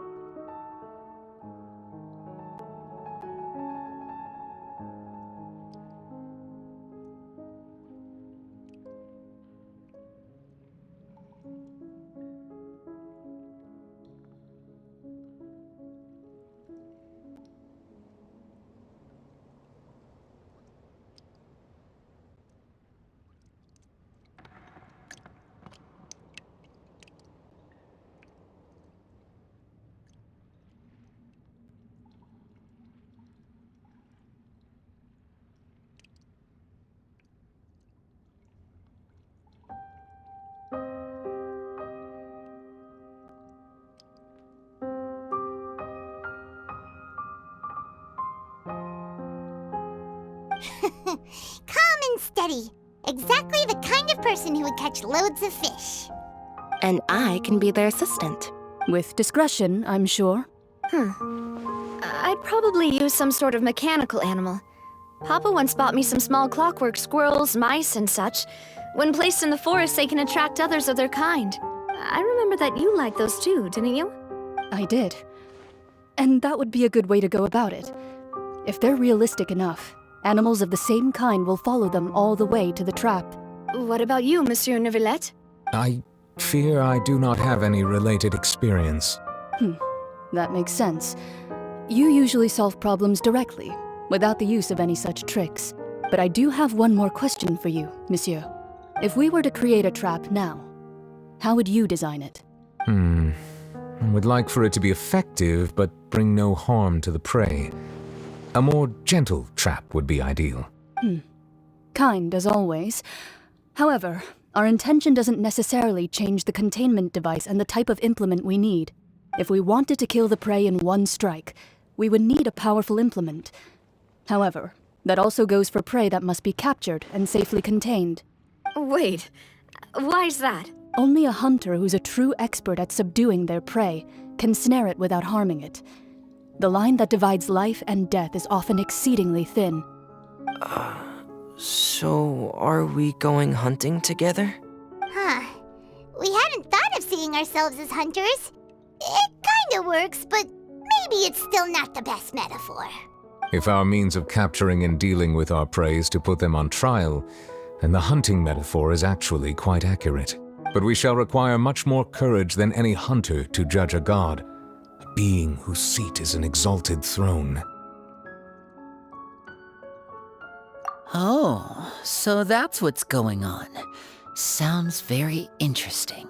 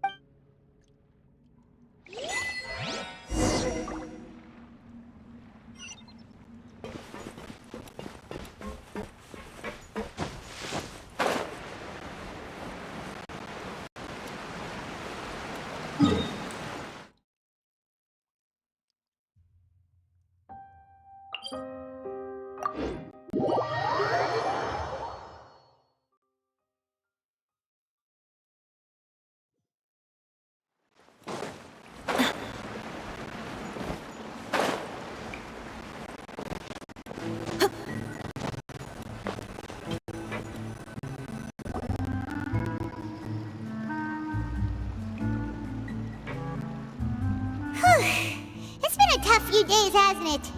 So much has been happening. Paimon didn't think the meetings would go on for so long, but everyone seemed pretty fired up, huh? Paimon thought they'd be at least a little frightened. Well, Fremine was, now that Paimon thinks about it, but everyone else just looked a little surprised. Well, it's hard to say. Paimon doesn't have any experience with this sort of thing. But with you around, Paimon sure will do great. After all, you're the most reliable person in the world, aren't you? Did you just pour some tea? Paimon didn't notice you doing that at all. Then what's that? Paimon's never seen that cup before. Don't be frightened. I'm just joining you two for tea. I merely refrained from saying anything till now. Who's that voice? But there's no one here. Aw, have you forgotten me already? Wait, you are familiar. You're the voice we heard from the sky in Sumeru. The voice from the sky, I fear that description is wrong. Though, not completely wrong. You're feeling lost now, just as you were feeling previously. I sensed that confusion and thus came to you. Guiding people is an irresistible hobby of mine, after all. Consider me a passerby, just accepting a commission from my friend's disciple on a whim. The prophecy. Yes, what has been prophesied will be fulfilled. You may view such things as the history of the future. What? Then is there I believe you have witnessed a failed attempt with your own eyes. Can everything in Tevat so easily be changed? Ah, so you've caught on. Just as prophecies are usually only the future as seen from the perspectives of the gods, could things be happening in hidden corners where the gods' gaze does not fall? Are the things that you shall see different from the fate that the gods perceive? What is she talking about? It all sounds really impressive and important and stuff, but it also sounds kind of scary. I believe that you understand, right? Some things are insignificant, but others you must reach out to change. Ultimately, fate shall serve as your only guide, no matter what will happen in Tevat's future. All you need to do is to play your part. This was good tea, by the way. Thank you for your hospitality. Well, that'll be all for today. The voice. It's gone.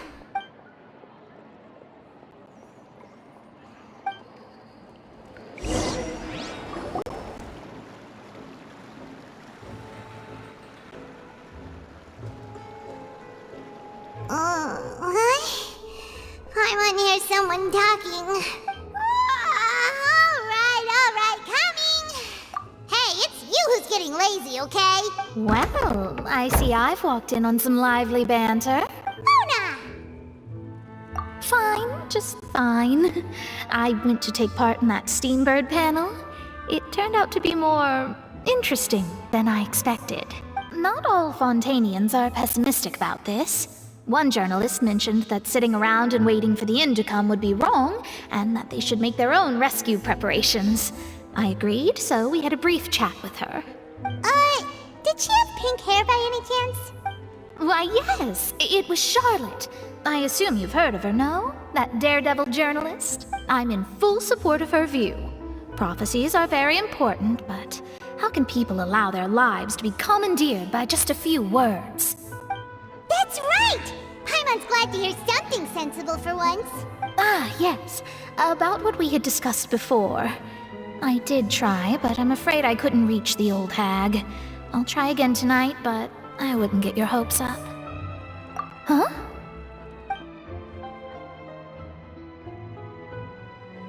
Goodness gracious. Are you serious? She said that even the god's gaze has blind spots. Pretty bold if you ask Paimon. Most people would believe the gods to be all-knowing, right? The Hexen Circle members are certainly anything but ordinary. As for the mage named Anne, the old hag has mentioned her a few times. She said that Anne's sense of direction is incredible, and she loves guiding those who are lost. But I've never met her, and if she were still alive, she'd be... Well, suffice it to say that the hag's at least a few hundred now, and Anne's been around for longer than that. Whoa. The Hexen Circle sounds like a scary group. But they must really stay in shape to live so long. Their abilities alone are pretty terrifying. If she came to see you personally, then the problem you're facing must truly be of great importance. Well, it's not like Paimon could understand anything she said. Yes, she was quite cryptic, but I suspect she means that there is still a way to turn things around. She didn't say when or what that would be, though, so perhaps it is something that you cannot know right now.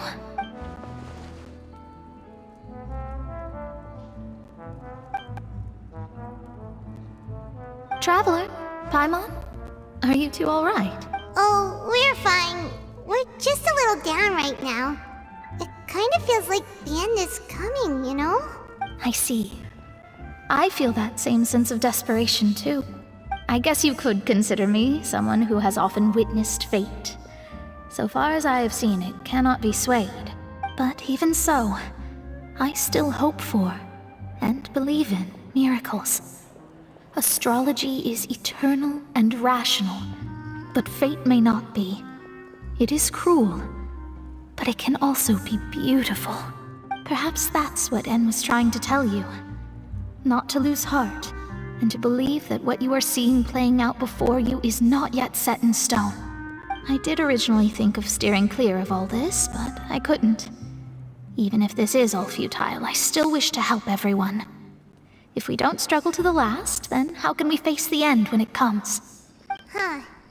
You do have a point. There I go, talking about astrological principles again. Sorry about that. The moment I start talking about work-related stuff. I need to get going. It was worth trying to comfort you, even if only a little. I believe that you'll help those who are struggling in the same way I did. I suppose that might be why we always seem to meet by coincidence. Paimon feels kinda moved by what Mona said, but also kinda sad too. Hey, Traveler, Paimon suddenly feels like going outside for a walk. Let's go. Let's walk around the city, shall we? There's a few spots we always like to walk by.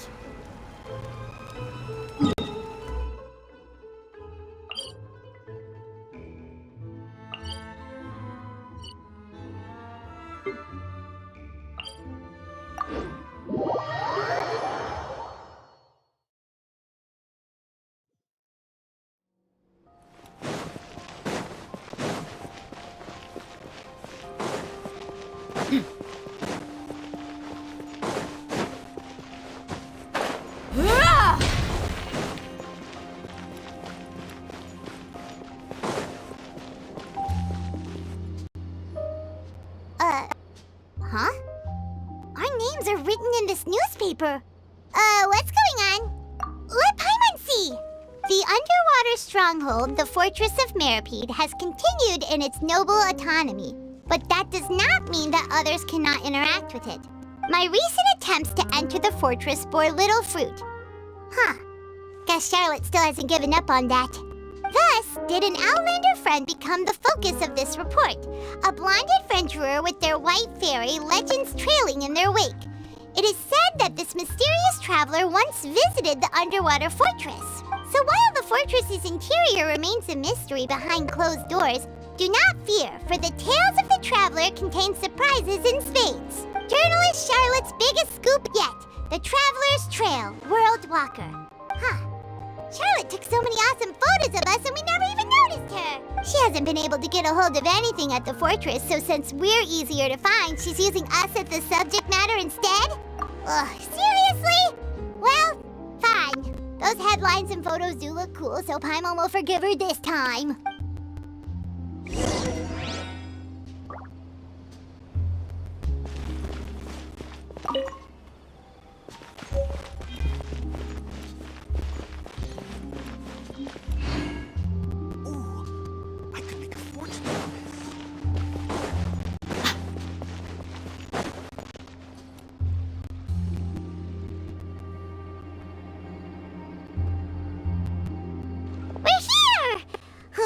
Paimon's hungry. Should we go in and get something to eat?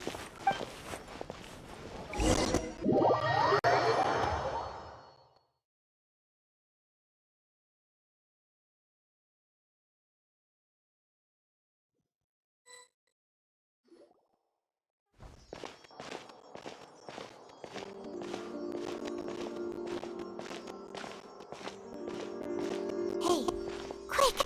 Look! That's the limited edition, only 16 slices a day cake! It was so delicious the last time we tried it! Despite the tense situation we were in, let's give it another go. Paimon's sure it'll be great! 1 slice of cake, please. Someone showed up after all! Oh, wait, you're the one from the Palais Mermonia. Oh, are you here to buy cake too? It seems Monsieur Nervalette was right. You really can eat. Wait, did he really say something like that? That's right. Even he has his own preferences when it comes to food. As for me, I love the cake and coffee here. Do you come here often? Usually every day. Every day? It's part of my daily schedule, apart from work. I shall have my cake and coffee. Then what if someone told you one day that this place would be closing soon, and you wouldn't get to eat cake here anymore? What would you think? But why would it close? Well, Paimon doesn't know either, but maybe maybe the waters will rise tomorrow. You know, like in the prophecy.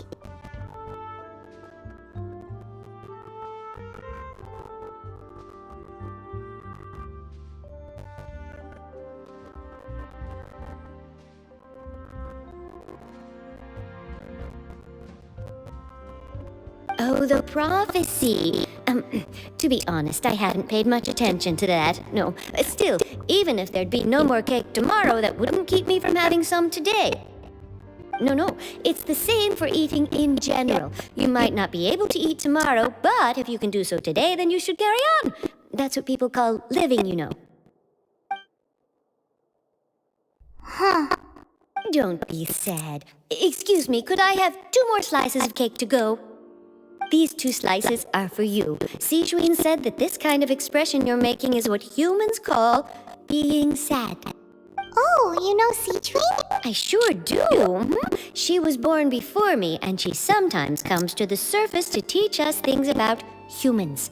She said that humans are creatures that are saddened easily, yes, and you can only lift their spirits by feeding them delicious food. So please try the cakes here. I've got something else to do, so I'll be going now. You two try to stay in a good mood after eating, all right?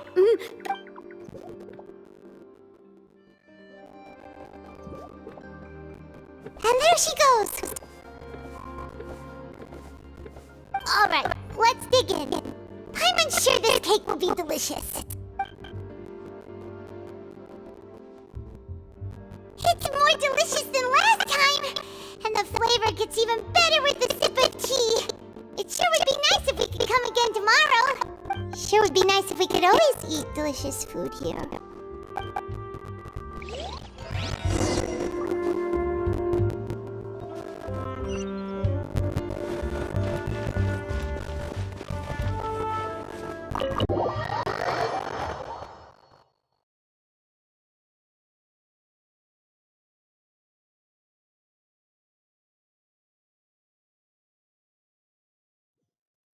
Oh, we're near the Seabird office. Let's go look for Charlotte and have a chat.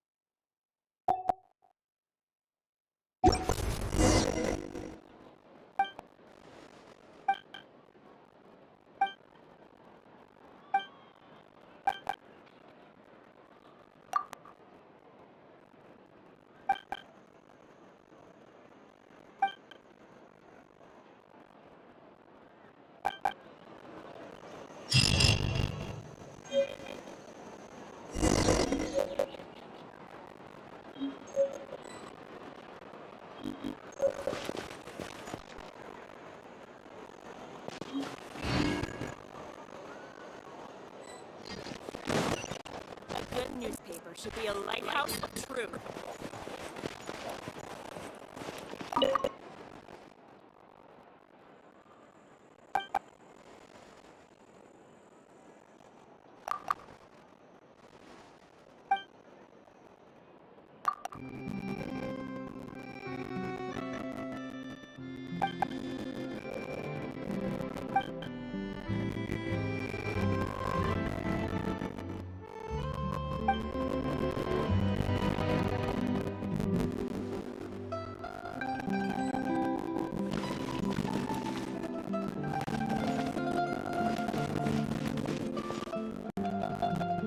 Wow! If it isn't the Traveler and Paimon! Oh, have you seen the article I wrote about you?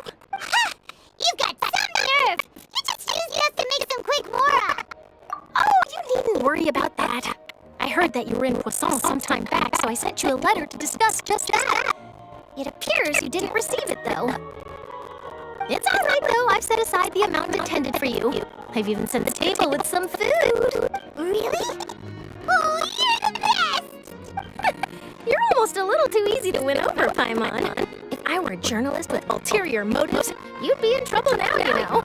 Oh, Paimon knows you're not like that. Still, what brings you here all of a sudden? Were you looking for me?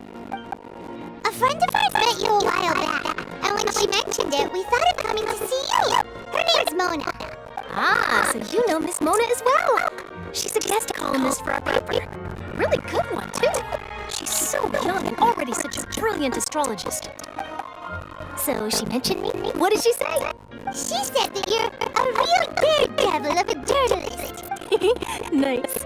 In which case, can this daredevil journalist dare to request an exclusive interview with the legendary Traveler and Paimon?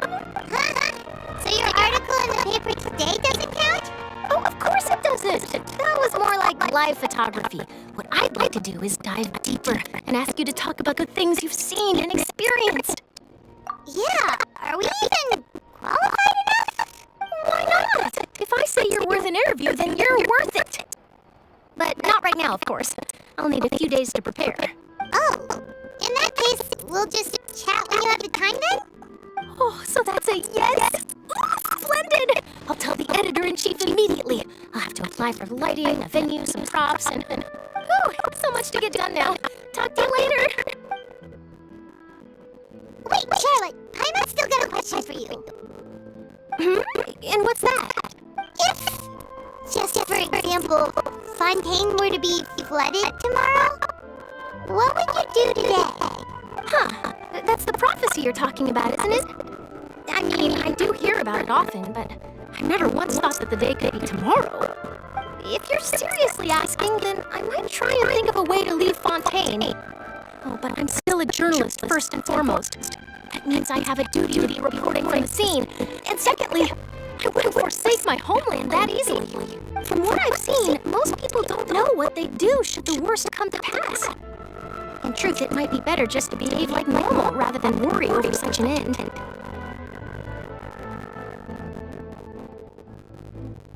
So in all likelihood, I'd probably still be prepping at the office for that interview of ours. I know what you're thinking. That sounds a bit sad, but I've always believed that it's best to do what you enjoy.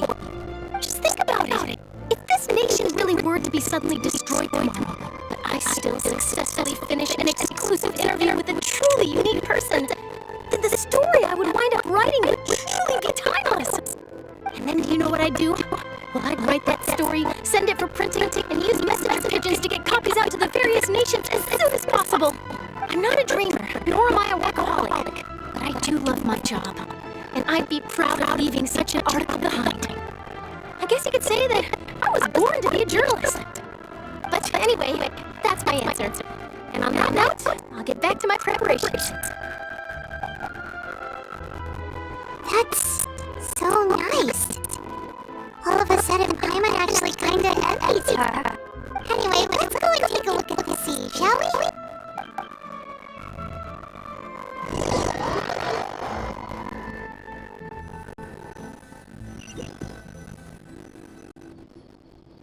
The sea breeze and scenery can be a pretty soothing combo, huh?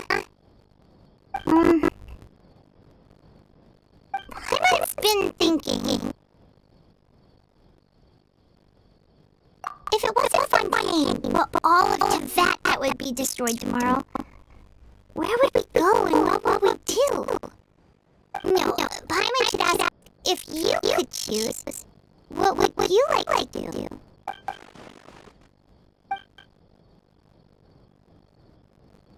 We've always been moving to the next destination, so we haven't spent much time thinking about these kinds of things. We didn't have to either, with us always being on the road and whatnot. You mean, still traveling? Huh. Wait, isn't that what we've always been doing?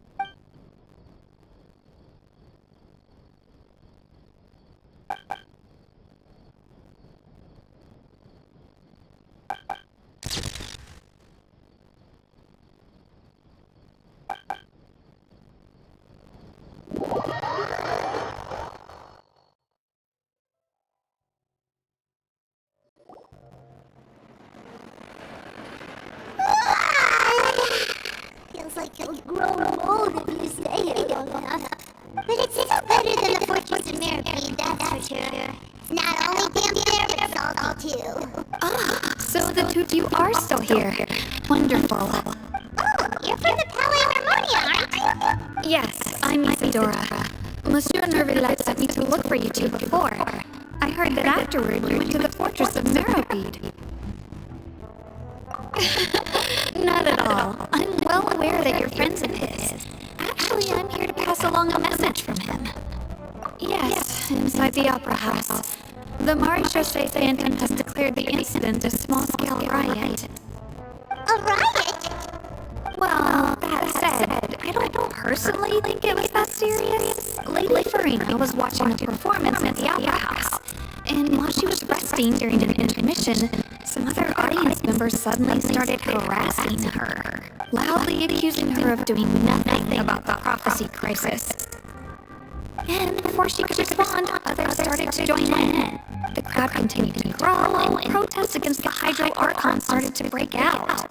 So people have started to put the blame on Farina. Guess they finally found an outlet for the pressure they've been under due to prophecy. I agree. People will naturally rely on gods, as is customary. But the moment people feel threatened, gods are also the first to be blamed. So what happened after that? Is Farina okay? Seeing that the situation was spiraling out of control and that further argument was pointless, she claimed that she'd gotten tired of this and left in a hurry. The Maréchaussée Phantom had their hands full maintaining order and did not catch where Lady Farina had gone. Only when things had stabilized did we realize that she had gone missing. So, you mean she's still missing? That's right. The Maréchaussée has dispatched many people to search for her. But we don't have any leads yet. That said, I don't think there's much to worry about. She is a god after all. Even if she were to fall into the hands of rioters, what could ordinary people do to her? Good. Monsieur Nervilette said he didn't tell you about the situation, but he didn't say anything else. Don't worry, this is more than enough to go on. Thanks for keeping us informed. Is that so? Well, alright then. In that case, you two take care. I'll be heading back to the Palais now. Well, sounds like we should hurry up and get what's all then. If we know Farina, she won't try to fix things in this situation. Instead, she'll look for a place to wait out the heat. And as we also know, she may be loud and dramatic, but she doesn't have a heart of stone. When Nervilette was talking to her in the Palais Harmonia, and she heard about Balsam, she couldn't hide her sadness and remorse. It would be hard for her to ignore being accused by the public today. I think Farina's probably taking the opportunity to slip away from Balsam and try to remove the sense of guilt that she's feeling. Well, what do you think? Paimon knows the answer, of course, but Paimon can do the analysis to back it up too. Cool, huh? In that case, there's nothing to lose. Balsam, here we come!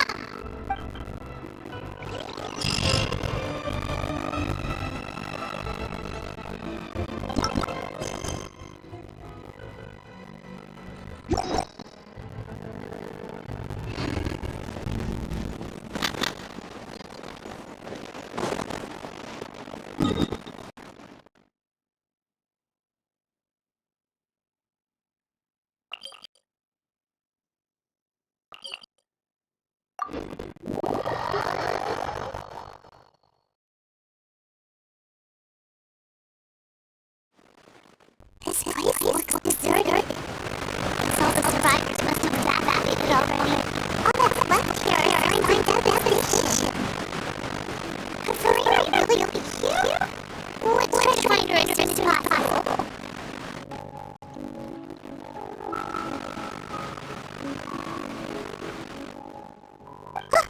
That's Farina right over there. She really is here all on her own.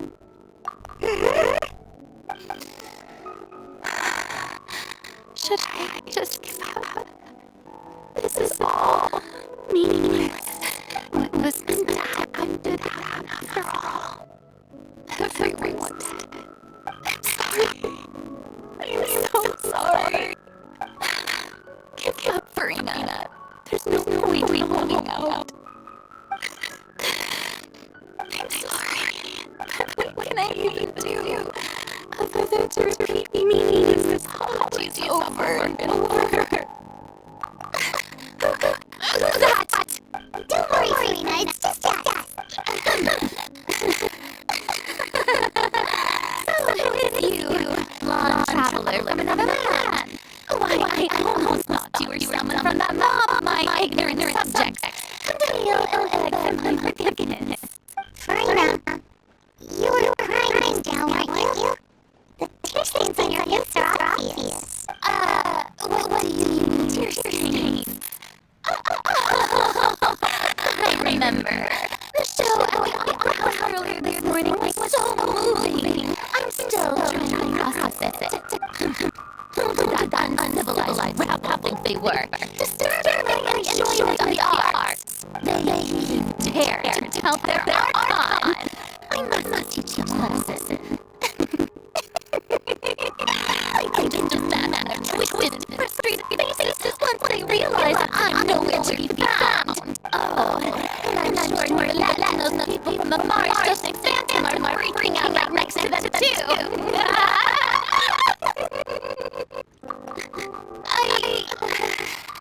Of course not. Hey, there, the high power Archon there! Quick, after her! Farina, I know it's not supposed to be after you. I want to cut the line, because they haven't been able to meet in person, aren't they? That's against the rules. I can't let them get their way. Farina, you stand up! Quickly, we have to check with her!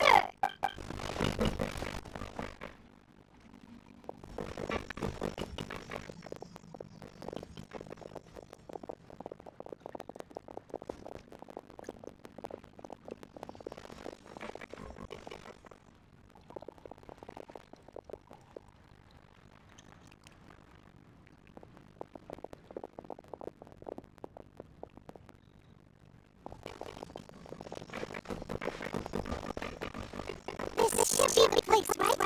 Hey, Farina! There's a good hiding spot over here! Quick, climb up before the rest of them catch up to you! What is this place? Fine, I suppose haste is warranted. Lead the way.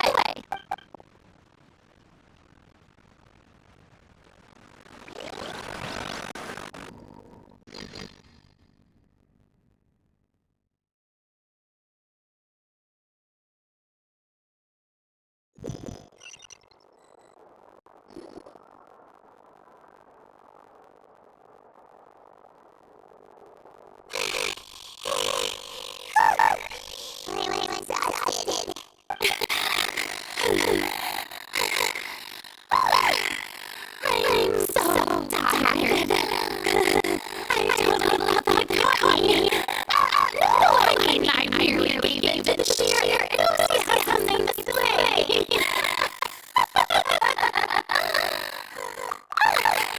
You're right. Yep, that's a good girl.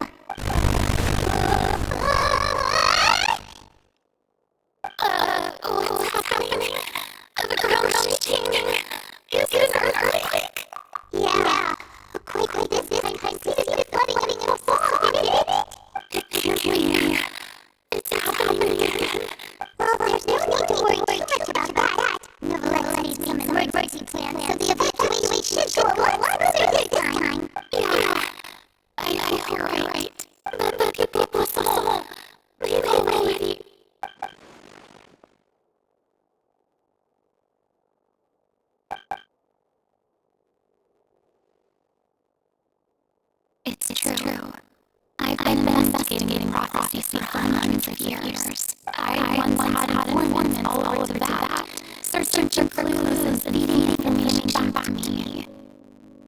I've tried all kinds of ways to hold back the sea. Anything to keep coastline from advancing.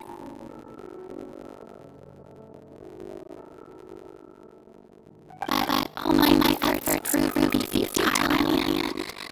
Really, the truth has been buried to me for a very long time. We cannot make an enemy divine. No matter what we do, the will of the heavenly principles will have its way, and the prophecy shall be fulfilled.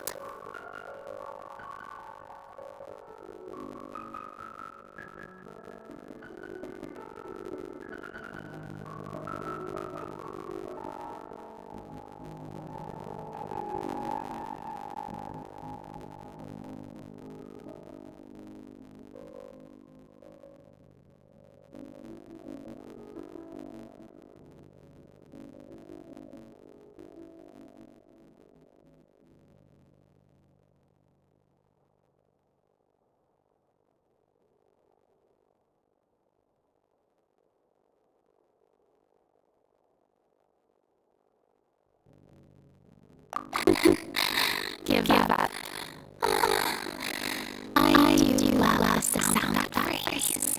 It would mean finally come to terms with fate, but also for me to finally be free. Indeed, I thought about giving up so many times, especially after almost lost home. Fate is really unreasonable, isn't it? It has no heart and obeys no rules.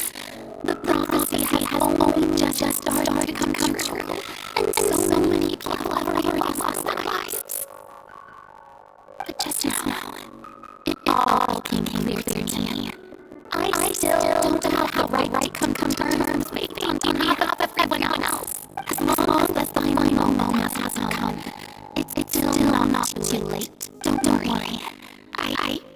I will keep hope alive for everyone until the very end.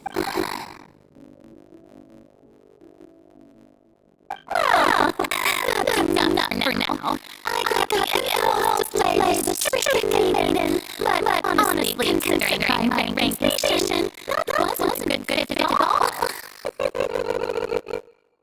Don't take any of what I just said seriously.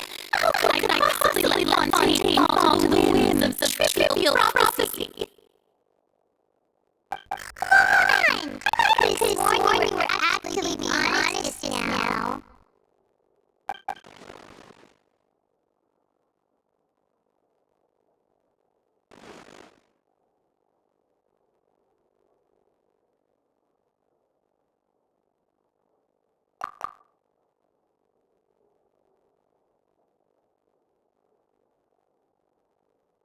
Sure, my burden.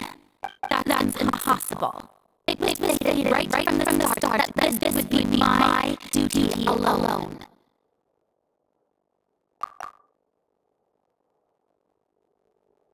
A witness. Yes, I've heard that you came to that beyond the surface yet. In other words, you would have never belonged here. And if that is in entirety a show on a stage, then you're just a spectator, aren't you?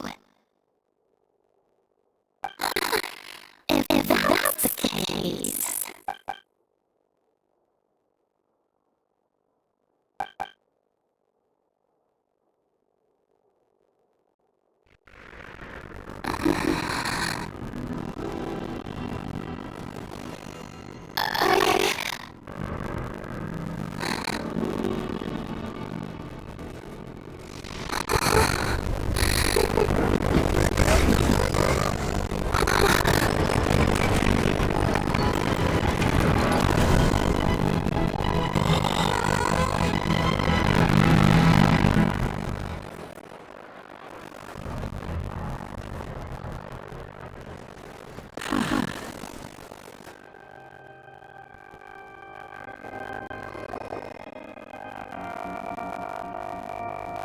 Ladies and gentlemen, this concludes my opening performance. Now, without further ado, we may proceed to the trial of our God. So, this is what it is. Yes, you deserve praise for the effort you took to raise the dramatic stakes. Do not forget, however, that I am before the God of Justice, the embodiment of justice itself. Does not try you as even a little bit absurd to bring the very concept of justice to trial? May I interpret these words as your refusal to stand trial? In that case, you will have the opportunity to defend your honor through a duel. You don't lay it inside. I see. It seems like you made up your mind.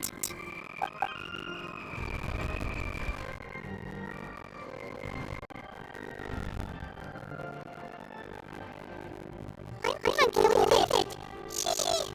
She just surrendered. What the heck is going on? Did you see an Archon surrender to a human? What are you humiliating? Lady Florina, what is this meaning? Is this? It would seem there has been a misunderstanding. To be clear, the raising of hands is not always an indication of surrender.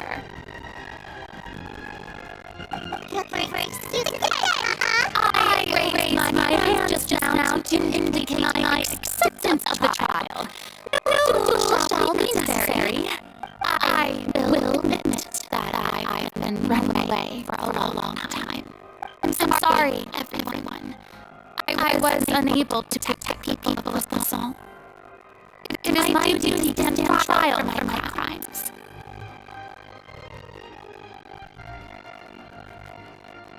You are not the only ones to be disappointed in me. I too am exceedingly disappointed in myself. But now, it is time for the Hydro Archon to show you her courage and resolve. I, Farina, will use this trial to show the world the true meaning of justice. This time, I will protect you. Applaud and rejoice. One of the most outrageous and fantastical unknown to the opera days is now unfolding before your eyes. Mark my words. This shall be one of the most exhilarating and brilliant shows ever to grace the stage of Fontaine. The trial of Hydro Archon, Thor, will now begin. Now we're making history. I just feel like Farina just took over the whole thing. Come on! Can't she just get forced to stand trial for her crimes? So even though she's still acting super dramatic, she is taking this seriously this time, right?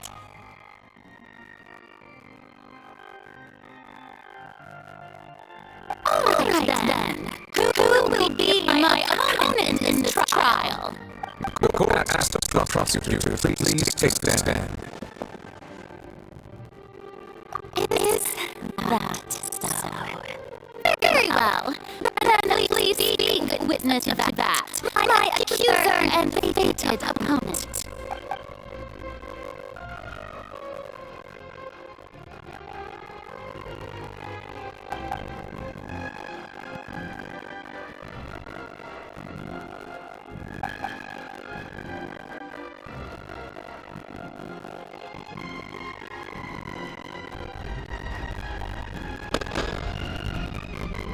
Also, please allow me to ask a final question before the trial begins. Just how much work did you do to force me onto this stage? Well, they do a lot of pep after the meeting that day. I gave over the task assigned to the Spina di Rosula, since they were rather straightforward and easy. Navia, the president of the Spina di Rosula. Most of the people who participated in the disturbance this morning were my subordinates. They changed into plain clothes and came to the Opera House as regular audience members, waiting for the perfect opportunity to incite insurrection against you.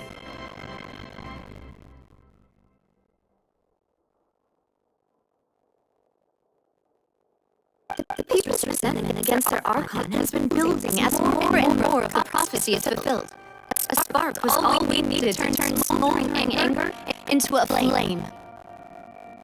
Moreover, according to our understanding and analysis of you, when something like that occurred, you would likely leave the scene and head to Fontaine by yourself. So we arranged for a second group to lie in wait there. So you mean the ones who scoured the settlement for me were also from the Spina? And their goal was to force you to step into the giant magic box so you may personally participate in the greatest magic performance in all of Fontainian history. That's right. That house was a magic box, rather than one's residence. As the super ultimate version of the setup that I used when I first performed at the Opera Epiclese, the volume of the box was increased by a whole order of magnitude, and the distance it traversed was the entire gap between Fontaine and Arenes. Its cargo, of course, was an Archon instead of a human. My thanks, Farina. Without your help, we could never have pulled off such an extraordinary performance. You're welcome. Of course, this performance was only made possible with Father's support. The House of the Hearth spent a massive amount of labor in Mora to pull this off. We had to select a location, construct a giant magic box, dig a tunnel, and open up a path through the water. It was a lot of work for all of us.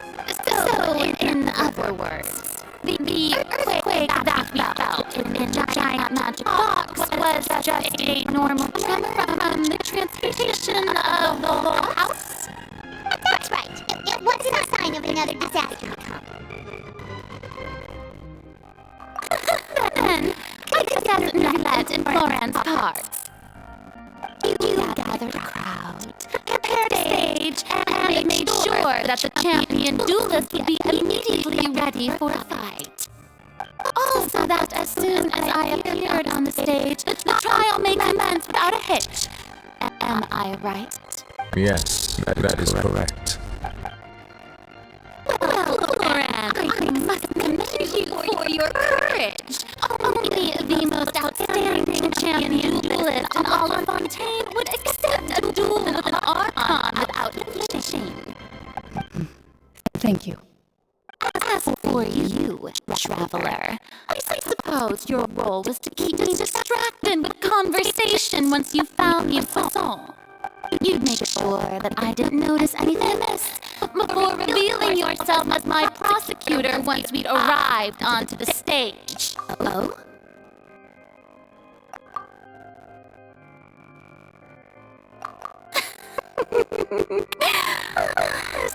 So, then I suppose I must have missed my final chance. It's fine. It matters not. What's done is done. The stage is already set, so there's no reason to disappoint the audience. Let's see this trial through to the very end.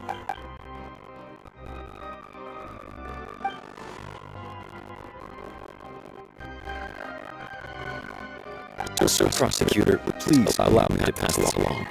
This is a document Ms. Charlotte applied for and received permission to share with you during the trial. According to her, it should speed up proceedings. Huh? Charlotte wanted to give us something? Oh, so she's here too! Hey, Charlotte! Oh, let me see. Isn't this the exclusive interview that she did with us before? So she's already finished it, huh? Wait. Then that means this document is a perfect timeline of everything that's happened ever since we stepped foot in Fontaine! So in other words, we can refer to this anthology of evidence every time we want to use something from our journey as evidence for an argument! Let's quickly confirm the information in it. Just give it as a refresher, alright? You defeated the the Hydro Archon in the very first duel you took part in at the Opera House. That's one for the history books. I didn't think this is the first of the Tui Harbinger. She's an extraordinary person. Her instinct must mean something.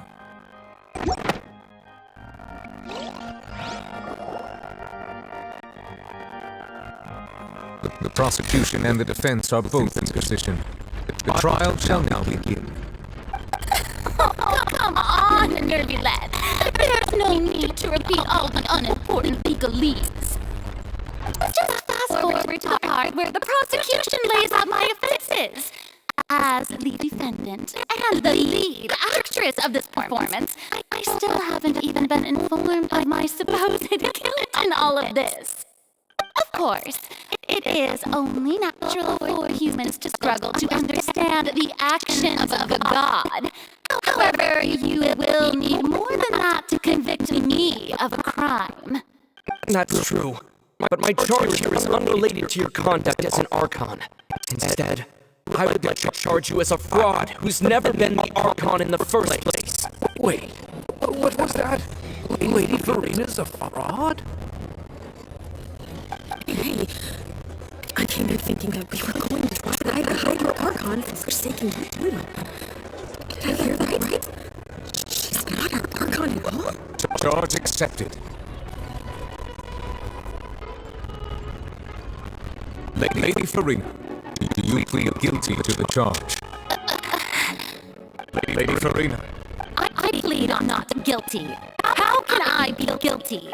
There is no way that I, Focalor, otherwise known as Farina de Fontaine, a member of the Seven and the Regina of all waters, kindred, peoples, and laws of Fontaine, could be anything other than your true Archon. Yeah, even though Lady Farina came out rather eccentric, isn't it going too far to doubt her very identity?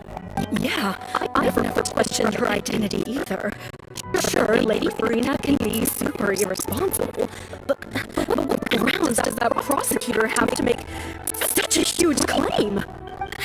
I have cause to believe that common sense will prevail in this case.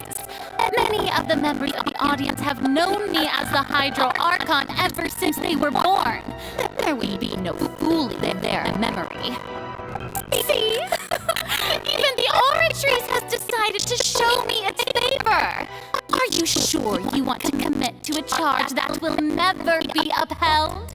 If you wish to drop the case, I can promise you as the god of justice that you will not have to face trial for making a false accusation. We will treat everything that's happened as a dramatic spectacle and move on with our lives. What do you say to that? An argument with near impossible odds, huh? You have to not only refute Farina's claims, but also overturn the long-held beliefs of the people. Well, I tried to give you the chance to surrender. If you must persist, then let me ask. If you believe I'm not the Archon, then what manner of being do you think I am? And if I was not the Archon, then how did I manage to live for over 500 years?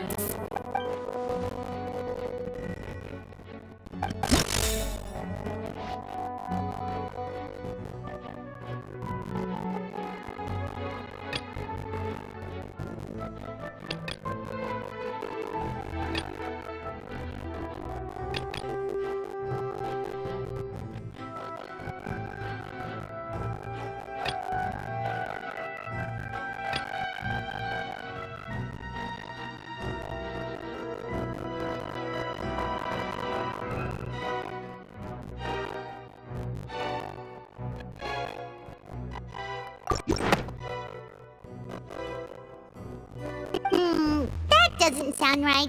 Pilot doesn't think this clue can be used as compelling evidence to build our case.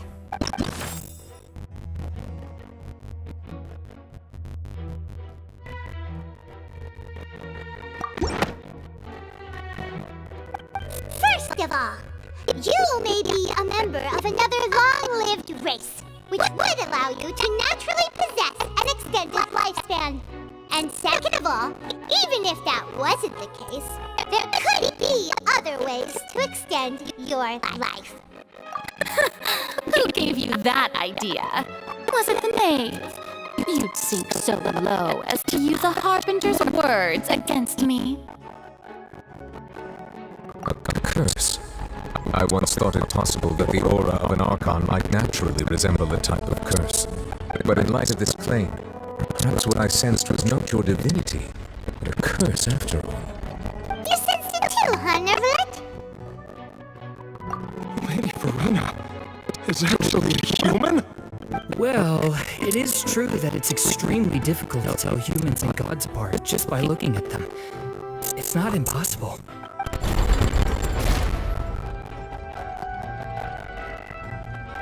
Well, don't start celebrating too early now.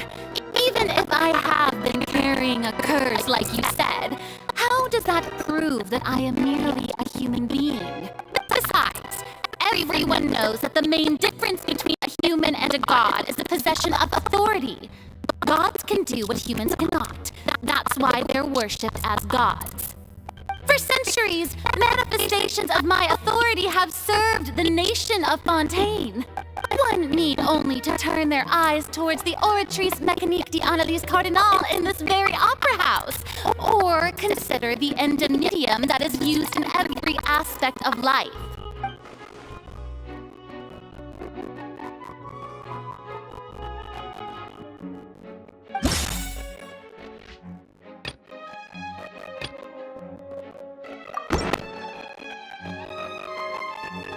You tried to reference the Oratrice.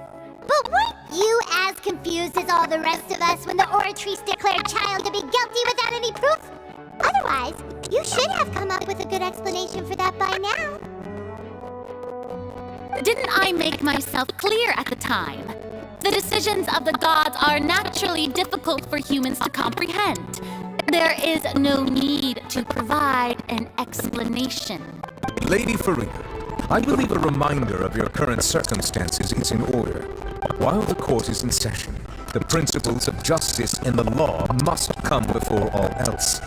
While you are an Archon, you are also first and foremost the defendant in this trial. You will prove yourself unable to defend against the prosecution's charges if you continue to withhold vital information against the rules of the court. I never thought you'd use that kind of rhetoric against me. And that was no trick of rhetoric, Lady Farina. I merely reiterated the rules of the court.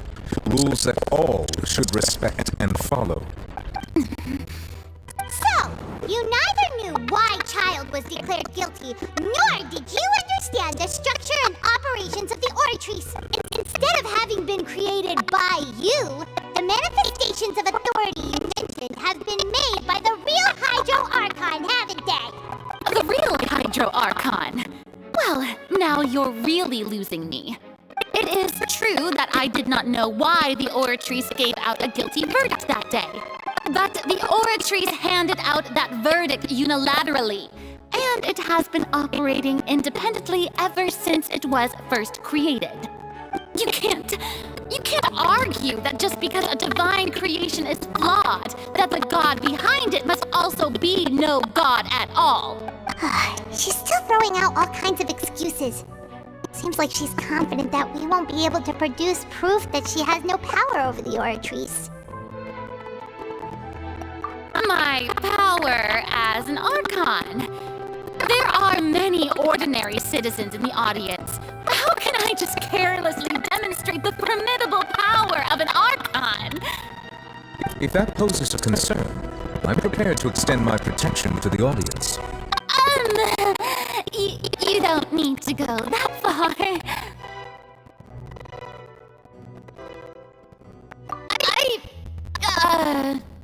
Aren't you the Hydro Archon? Or is it that you can't even wield the power of Hydro, much less the authority of a god? Indemnitium! Yes! It's all because of Indemnitium! All Archons derive their power from the faith of the people, and I've converted the people's faith in justice into Indemnitium! Thus did I give up all of my divine power to provide everyone with energy for their daily lives. Have you ever seen a more magnanimous god? bad. A huge stretch. Yeah, no matter how generous an Archon can be, how could they give up all their power? Can a god with no power even still be called a god? It seems like nobody's buying Farina's excuse.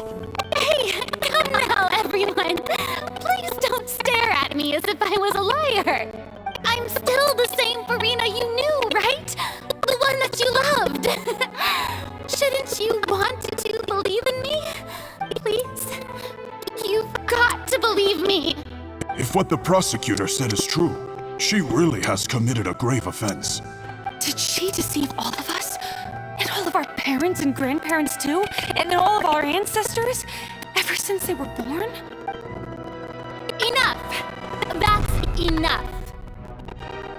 Tell me then, if I'm not the real Hydro Archon, then who is? If you have no evidence of another Hydro Archon's existence, nor can you find anyone who can back up their claim to be such, then what grounds have you to say that I'm not actually the real deal?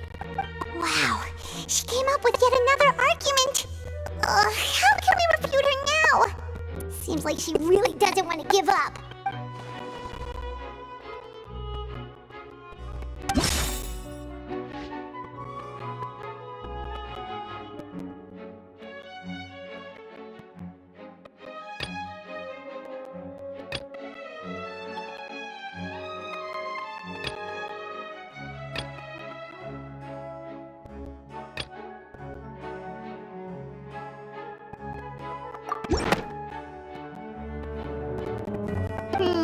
That doesn't sound right. Paimon doesn't think this clue could be used as compelling evidence to build our case.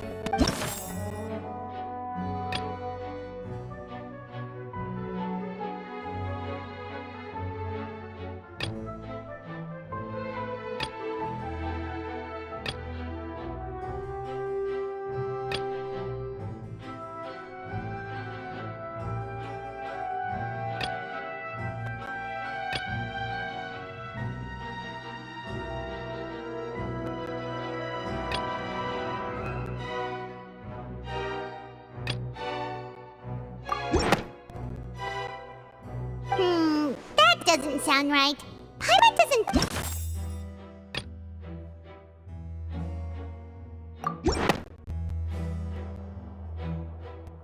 It has been established that all Fontainians can dissolve in water from the primordial sea. And that means... Since you insist on claiming to be a god and not a human, then there's a method that you can use right here and now to eliminate all suspicions of you being the latter. Miss Navia, please apply to serve as a temporary attorney for the prosecution before addressing the court. Though you act in partnership with the prosecutor, you must still adhere to proper procedure. Super sorry, Mr. Chief Justice. I swear this really will be the last time that I'll speak out of turn. Now, I've brought some seawater from Poisson. As everyone knows, a massive flood struck the area not long ago, taking many lives, including those of some of my closest friends. So, Miss Farina, would you dare to touch some of this seawater? If we are to believe that you are indeed the real Hydro Archon, touching this seawater would have no effect on you. All it should do is strengthen your case. But if you don't dare to touch it, then we would have basically proved the reverse. Oh, and I must remind you that after the disaster at Poisson, nobody wants to see any more people dissolve. I do hope you'll act prudently and choose the simpler path of admitting guilt. Navia from the Spina di Rosula. The Spina has governed Poisson for many years. I guess her suggestion is valid. If Lady Farina is indeed just a human, she's probably Fontainian like all the rest of us. Would she really dare to try?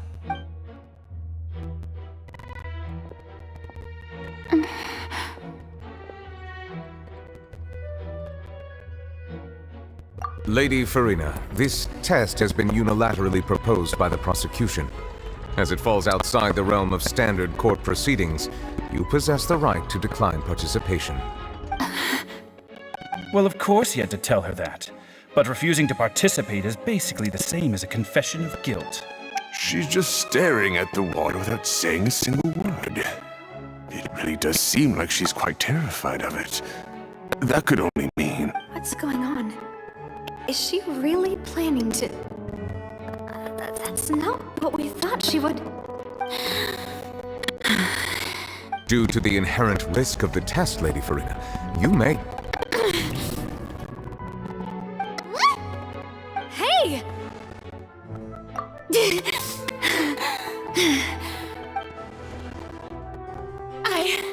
I'm fine! Look! Look at me, everyone! My hand is still here! I haven't been dissolved! Will you believe me now? I really am your Archon! I'm nothing like a normal human who would fall apart as soon as they touch this water!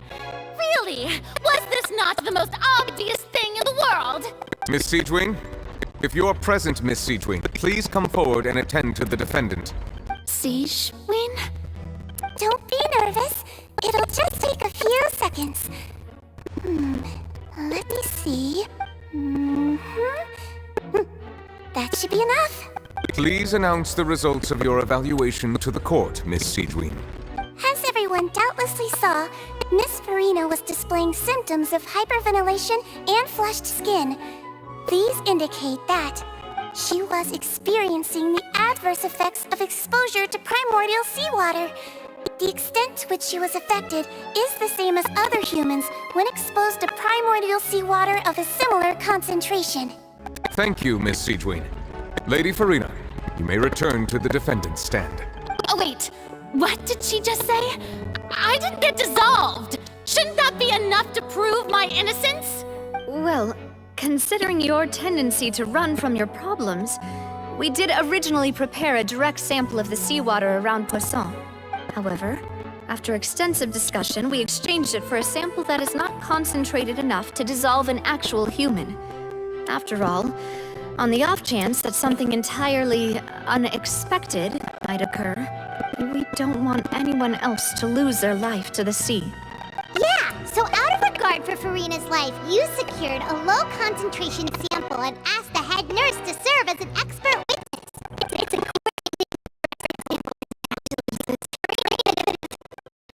I can't believe... You...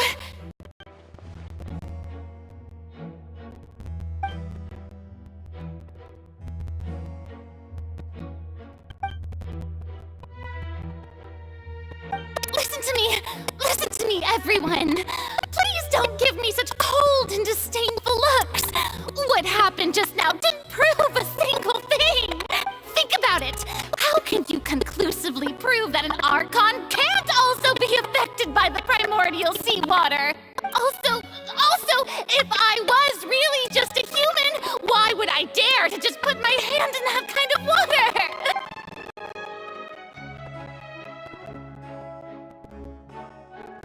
Please, everyone, anyone, just listen to me! I swear, I really am your Archon!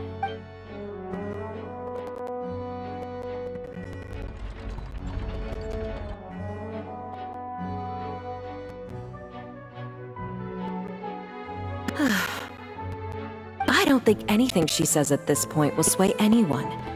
The odds are just too stacked against her now. With all the things that have been said, Paimon doesn't think there's any way left for Farina to win. I believe the time for arguments and presentation of evidence has come to an end. If there are no objections, we will move on to the final judgment.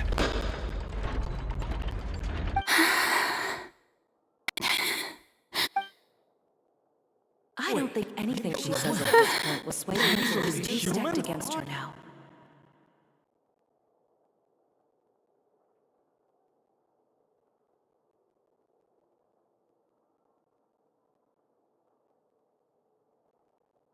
In my capacity as Chief Justice, I shall now render judgment on Farina's misrepresentation of herself as the Archon of Fontaine. As a human who knowingly deceived her fellow citizens, Farina is... guilty.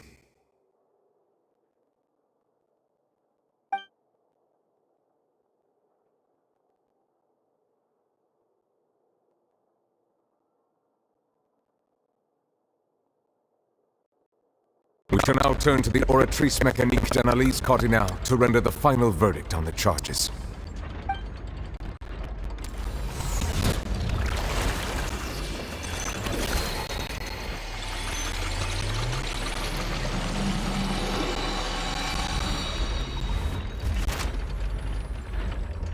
According to the judgment of the Oratrice Mécanique d'Analyse Cardinale, Farina is... Well, what's wrong? What's the Oratrice's verdict? No, the Oratrice also displays a guilty verdict. Isn't that correct then? However, the exact wording of the verdict is thus. The Hydro Archon, guilty, to be punished via the death sentence. The death sentence? That's actually one of the available sentences? I've always thought that it was just a myth. The one and only time the death sentence has been handed out at the court, and it's been given to the very person we've worshipped as the god of justice? What an unexpected twist. Farina's been sentenced to death by the Oratrice? We just wanted to use the trial to show her the seriousness of things so she'd tell us the truth. How did things escalate this quickly? This outcome is indeed quite strange. According to Fontaine's current definitions of justice, as well as its recommendations for criminal sentences, is this sentence really appropriate for the crimes that have been committed? Yeah! Even Fauché wasn't sentenced to death by the Oratrice. You know, the real evil mastermind behind the serial disappearances case. Indeed. Not only is Farina's sentence overly excessive, the very point of our trial today was also to prove that Farina has never been the Hydro Archon in the first place. But now, the Oratrice seems to have deliberately invoked the title of the Hydro Archon. What does this mean?